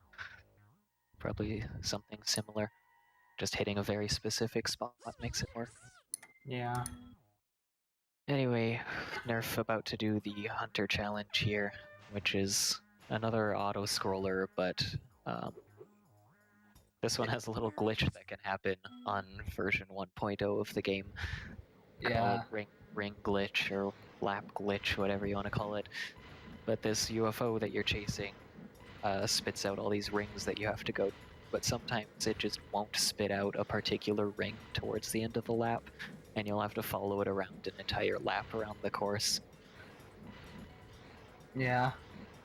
That can be quite fun to have at the end of your 3-hour speedrun. Yeah. I'm pretty sure we've had world records have that glitch in it at the end. Yeah, I'm pretty sure Vanny has had some. Yeah. Also, they felt the need to like zoom the camera in really close to Hunter for whatever reason. Yeah, in case you wanted to get a very good look at his triangular butt. But yeah, anyway, so Nerf did not get the glitch there, which he has this theory that it happens when you get too close to the UFO. which is pretty easy to do at a particular turn there. So he said he like purposely curves a little wide on one of the last couple turns somewhere to avoid getting too close. Maybe it works. Maybe. But Now, yeah, so this is for the bonus round, woohoo! super bonus round, the secret level of the game, like in Nasty's Loot in Spyro 1. Although there's a bit more to do here than there is in that game. Yeah, because this is supposed to be the game of variety. We Yeah. have several side challenge things in this level, even though it's a fairly small level. Yeah. So the first thing, the main thing we have to worry about here, like you'll see him kind of manipulating the way these thieves run a lot so that he can hit them without actually having to chase them around much. But the main thing he has to be concerned about here is going fast enough to hit a particular cycle on the UFOs that are flying around. These things spawn in a fixed location and follow a fixed route, but they start moving as soon as you've loaded into the level. And so if you go slowly when chasing the thieves, then UFOs will just not be in good positions. I haven't even seen this route before. This route. Yeah, this particular UFO route. This particular route is actually my own invention. That's why nobody's ever seen it. It's just a small modification to the route that Nerf was doing in runs before. Just a small optimization. Unfortunately, he missed a UFO, so it didn't look as clean. But yeah, it was just to avoid having to wait on a UFO to show up near the end. Now we have subs here again, and I believe Nerf will be trying to no-scope, like, all of Every these. single one of them, yes. Yeah. This is a very, very fun, quick sub-challenge when it goes well, and it's hard to get to go well. I've tried to do this. Like, I've probably spent like an hour on this before, and it is very difficult. I've gotten 7 out of 7 snipes once out of a fairly considerable amount of trying. It's usually 5, maybe 6 out of 7 when I try it after practicing a bunch. Nerf got, it looked like 4 out of the 7. Yeah. It's so easy to miss them. Like, both the aiming is difficult, and then you also have to be concerned about your own movement. Like we mentioned a bit, Lost Fleet, the subs actually do change their path based on your movement. Like, they'll turn around and go backwards. And so they aren't going to be in exactly the same position every time you do that section. Check it out. Then right after subs, we have another pretty interesting side challenge right away. It's another race, but this one, unlike the one in Lost Fleet, we can actually do a good deal of taking shortcuts, abusing the game's checkpoint system for these.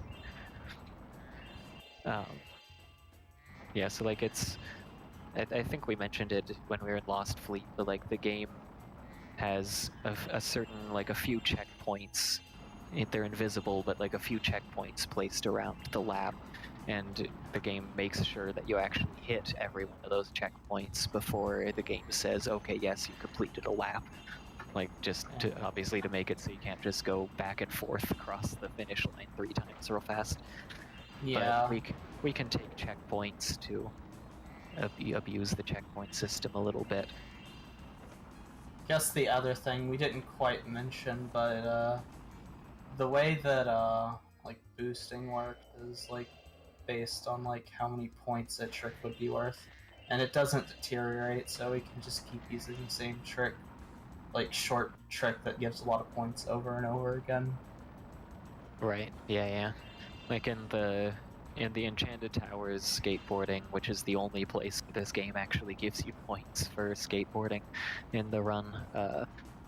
If you do the same trick twice in a row, it'll be worth half the number of points the second time. But yeah, in this case, you can just keep doing the same trick. It's called a Nasty Nork. You can just keep doing that over and over again, and it gives you a nearly full boost meter every time. Nerf here collecting almost all of the gems on the third pass through the game. On the third pass through the track, because he skipped a large section of the track on the first 2 laps. It's actually pretty hard to get all those gems. Yeah, it is. I think I've only had like a couple of runs that have gotten that. Because like you have to be careful to actually jump around and avoid one of the boosts in the lap, otherwise you'll go too quickly and Sparks won't be able to pick up everything. Now this is the final fight of the game, the last thing we'll be doing. I hope Looks he gets like- UFO proxy. Yeah, it looks like Nerf is trying to set it up. Oh, he doesn't get it. Well, yeah, it's just going around UFO like we did earlier, like in the fight while Gaz did. And we're just shooting a sorcerer down. And you'll see him taking damage there. It's intentional just because like you can get some hits in because she has to stop and take a moment. He should be done here. Yep. That's it. That's a 3:02:31 on Nerf stream. Nice. So yeah, I assume that's the regular timing, not the RTA timing that we would use for a race, but yeah. Yeah, that's the regular timing we would use, yeah. For runs, where it Yeah. starts on first movement. But yeah, so 3:02 is a very not bad run at all. That would still beat the current third place on the leaderboards. Not that very many people try to play this category, but yeah. According to Faulty, that was 3:03 for RTA. That's a nice number. Good job, Nerf. Yeah, nice job, Nerf. And Gaz is not doing bad either. He's in Harbor Speedway here, almost done with the race. He's maybe 10 minutes behind. Not doing too bad.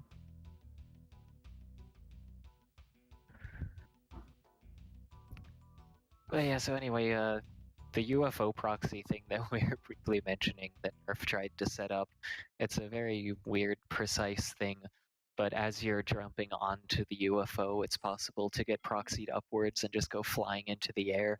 And if you do that, you can glide over and actually land on the sorceress herself, her UFO out there, and she doesn't start flying around or anything. Like, the fight isn't really triggered yet, but you can just flame her, and she dies super quickly that way, without having to chase her around. I think everyone always tries to set it up in their runs, but it's not all that common to get it successfully. Yeah, I haven't practiced it enough, so I usually like don't even bother with it. Like Yeah. I'm just wasting like 5 seconds on something that's like Almost never gonna help. Yeah, just get it by pure luck. I'd rather just take my time. I don't like the time. Yeah, like I think getting it successfully saves like maybe 20 seconds or even less compared with a really good UFO fight there. Yeah, Of course, it's something like 30 seconds. Yeah. getting a really good UFO fight is not easy though. Nerf's fight was not very good actually for those standards. Yeah. So now Gaz just has super bonus round left after he gets the seg and Yep. exits. Not a bad race at all for him. Thank you, Nerf.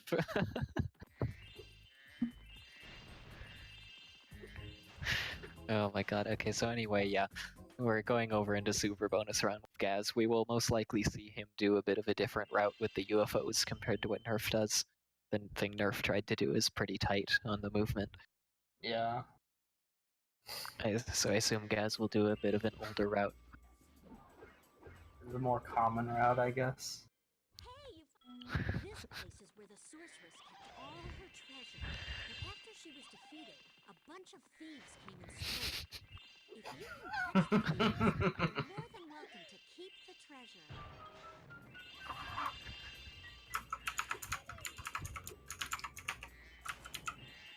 So yeah, remember everybody to go and subscribe to Not Vanny.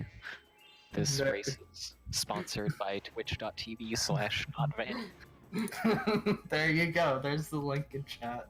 He is our very, our very loving and supportive Our sponsor. Yes. very loving clown boy. Yeah, so this is definitely a different UFOs route through Super Bonus around here, as expected. Yeah. Also saw a thief running over there that you must have missed. That's unfortunate. Usually you don't want to have to chase around thieves at this level.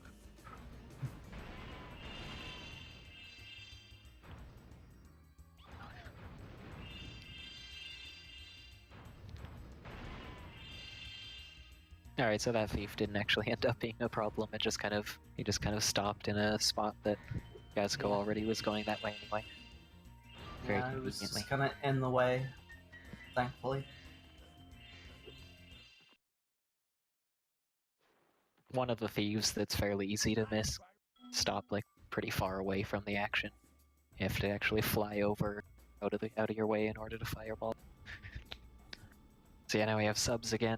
I once again assume Gaz will be doing a bit of a different route here. Because getting all the snipes is super hard, and going for them is pointless if you don't have confidence in getting a decent number of them. Yeah. You'll just waste your time.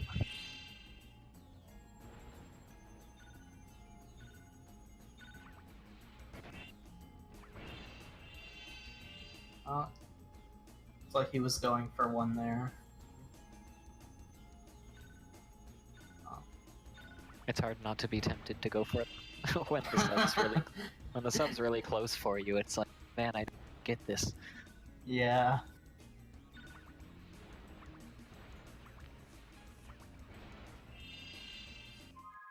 Oh, what the heck?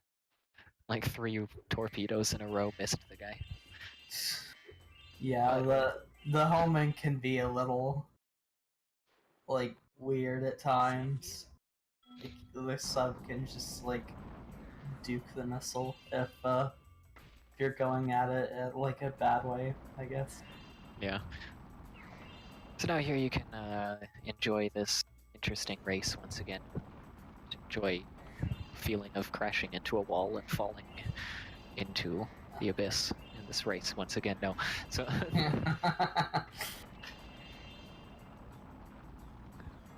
but yeah, this is actually a pretty cool race. We were already talking about it when Nerf was doing it, but just the idea that we kind of skip over here to abuse the checkpoint. We just die in that particular spot and the game will think that we've actually gone around the whole lap properly.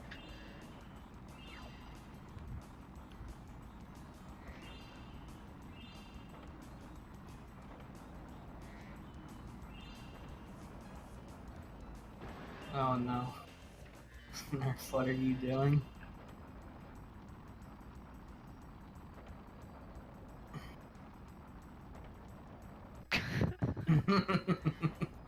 Yeah. Excellent. All right.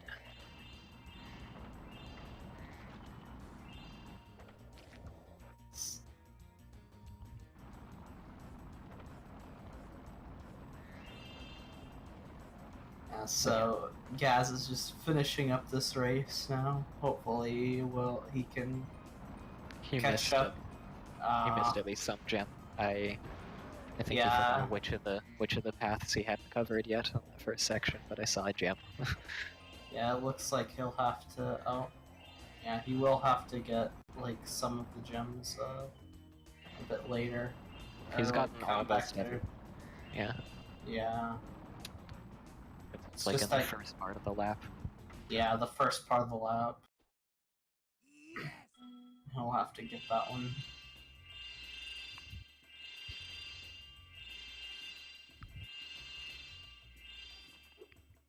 I don't have the actual stream open up with audio and stuff. I don't have any audio. What the heck is Nerf trying to do right now?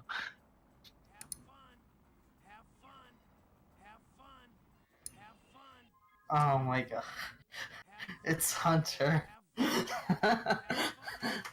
On the multi-twitch. What is this? Oh, this. Okay, yeah, thanks, Nerf. Thank you. You're a valuable member of the community. Anyway, we have Sorceress. we have Sorceress. Gaz Let's going pray into for UFO proxy. Yeah, we'll see if we can get it this time. As usual, people trying to set it up. Nope, no luck. He's trying again. Yeah, that's Nerf's audio. Let's go. Let's just, I'm not gonna give it a third try. Only 2 tries on UFO proxy. Yeah.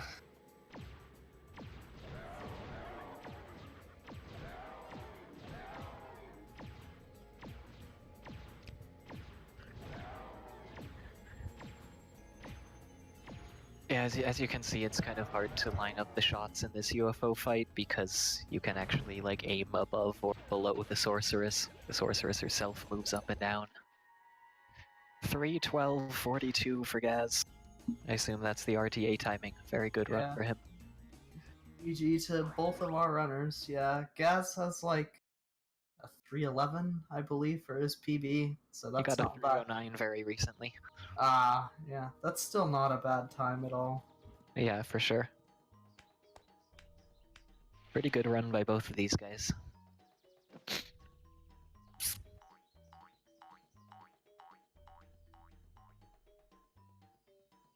And we have Nerf here just messing around in the home world.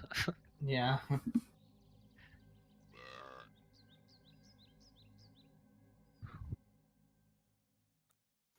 Alright, well that was an epic race. Let's go check with Nerf and Gaz, shall we? Yes, let's do that. Let's do Or that. anyway. I mean, I don't have... I think I was on I was definitely on pace to sub 3 throughout midnight, but after that What's up? backtrack. Hello. GG. Good Alright, stuff. we're all live. I was in the middle of saying I think I lost sub 3 to that backtrack in Enchanted. Oh, Yeah. really? Although I needed a bit of super bonus run to get anyway. Still, you that was needed a to very solid nail run the by both. UFOs for once. Yeah. Well, I got the harder one that you put in. I just missed one of the first ones.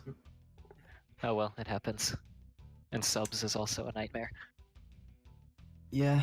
That one could have been 6 out of 7 easily as well, but 2 of them were just slightly off. Yeah, it's hard to get them all. It's a run of what ifs. Yeah, you know, like if you only just didn't make a whole bunch of more mistakes, then it would have been a PB. Exactly. If I didn't make mistakes, it'd be world record. Yeah, it would have been a 2:55. By Trihex. Also, I saw you guys arguing with Evil about Bird, the escort, and he was actually right. You have to escort her through the level. Right. Well, yeah, I mean, but you're still collecting stuff the whole way through. You're never really just sitting there waiting for her to move, right? In Yeah. this category. I guess, but there's still a tiny bit of waiting, so it's not completely wrong. I apologize at Evil 46. Maybe it's fair to go 50-50. So what about you guys? You happy with how your run went? I'm very surprised it was that close to a PB. It didn't feel like it, because I didn't have any timer or splits up or anything, so I'm very surprised it was a 3:12, honestly. Okay. So yeah, I figure if it was a 3:12:42 RTA, then probably about a early 3:12 with Yeah. SRC timing. Yeah. So not bad at all. Less than 10 minutes off Nerf's run, then? Cool. Yeah. Good Yeah. race. That Being was that- expected, but yeah, you know. This is the way it goes for the category, really. Nerf is a crazy man. Being 10 minutes off in a 3-hour category is not bad. Yeah. I mean, you can only get as yeah. English is hard. You okay? It there? is. Yeah, I'm alright. You can only ask for so much, and being 10 minutes off in a 3-hour run is not bad at all, you know? I think Yeah. at one point, one of the commentators, I forget which one of you said it, but you said it's not that Gaz is not a great Spyro runner, he's a really good Spyro runner, and I agree. It's just the Nerf is insane. There's Which- just such an overly large number of little optimizations that you keep Oh, yeah. putting in. Yeah. There's so many. And No. this is by far not an easy game either. Out of the 6 Sprashfecta games, this is the one I personally have the hardest time with. It's So, also the Yeah. worst game out of the 6. I'm sorry. That's an opinion. Wow. Yeah, there are Another- better runners who could have went against Nerf, but they're just not around, so I just had to step up, I felt like. So, Yeah, no, you did Yeah. great, you know. yeah. You are definitely plenty good to give a good show of this game. Yeah, it was a Perf. very good race. That not Vanny kid's too busy playing RuneScape. I had a feeling how you felt about this game, Burgers. How many things you were saying was annoying. It's a great game. Great speedrun. I can sum up encourage like half the everybody- commentary. Half the Yeah. commentary is like, this is an auto scroller. It's not interesting. Well, I mean, that was at least half the commentary for midday, I'm sure. Yeah, pretty much. Midday just But yeah, goes- it's a great game. In fact, I encourage every single person in the audience right now to go play this category. Because if all of you do it, that'll probably be enough to make people stop caring about the fact that I'm not playing. I don't I guess think that could that's ever happen. right. You heard it first here, guys, from Gaz. Run this category. Yeah, we need more. Absolutely. We need more 320s on or sub 320s on the board. When Burger Oh, said he'd play it after 1545 last year, he meant the next year's one. Yeah, So- exactly. Still waiting. It'll happen eventually. Imagine all the 117 jokes you can make with Zoe as well. Yeah, I've Alright. tried to tell her to play this category as well. Sadly, no results. Yeah, I'm not too surprised at that one. Yeah, me either. Alright, any final words from either of our 2 runners? I'm gonna say subscribe to Nerf Rip and not Vanny. That's all I got for you. Yeah, don't subscribe to Vanny, only me. Says the person who has not Vanny's link on his stream. Yeah, subscribe to Gazco, but not Vanny. Yeah, that too. Just subscribe to, like, everyone here. That way nobody feels left out. You know that guy Of stole a course. TV from Annie, right? You know what? He stole a TV from Annie. Now she's no TV Annie. Poor I Annie. feel very bad for Annie. Annie, Yeah, A, that's N, a N, I. TV. Alright, well, I'm gonna go do a quick minute outro. And thanks for the race again, guys. Yeah, thanks for having Okay. us. Yeah, no problem. Alright, so that was Spyro 3 117, done by Gaz and Nerf. For those of you who missed the final times, this is an RTA timing, which is different from the times on speedrun.com. In first was Nerf with a 3:03:03, and in second was Gazco with a 3:12:42.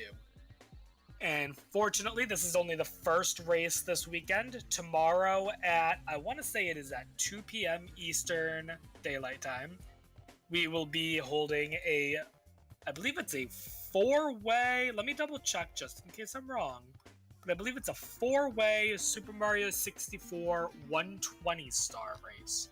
And yep, I can confirm it is a 4-way race.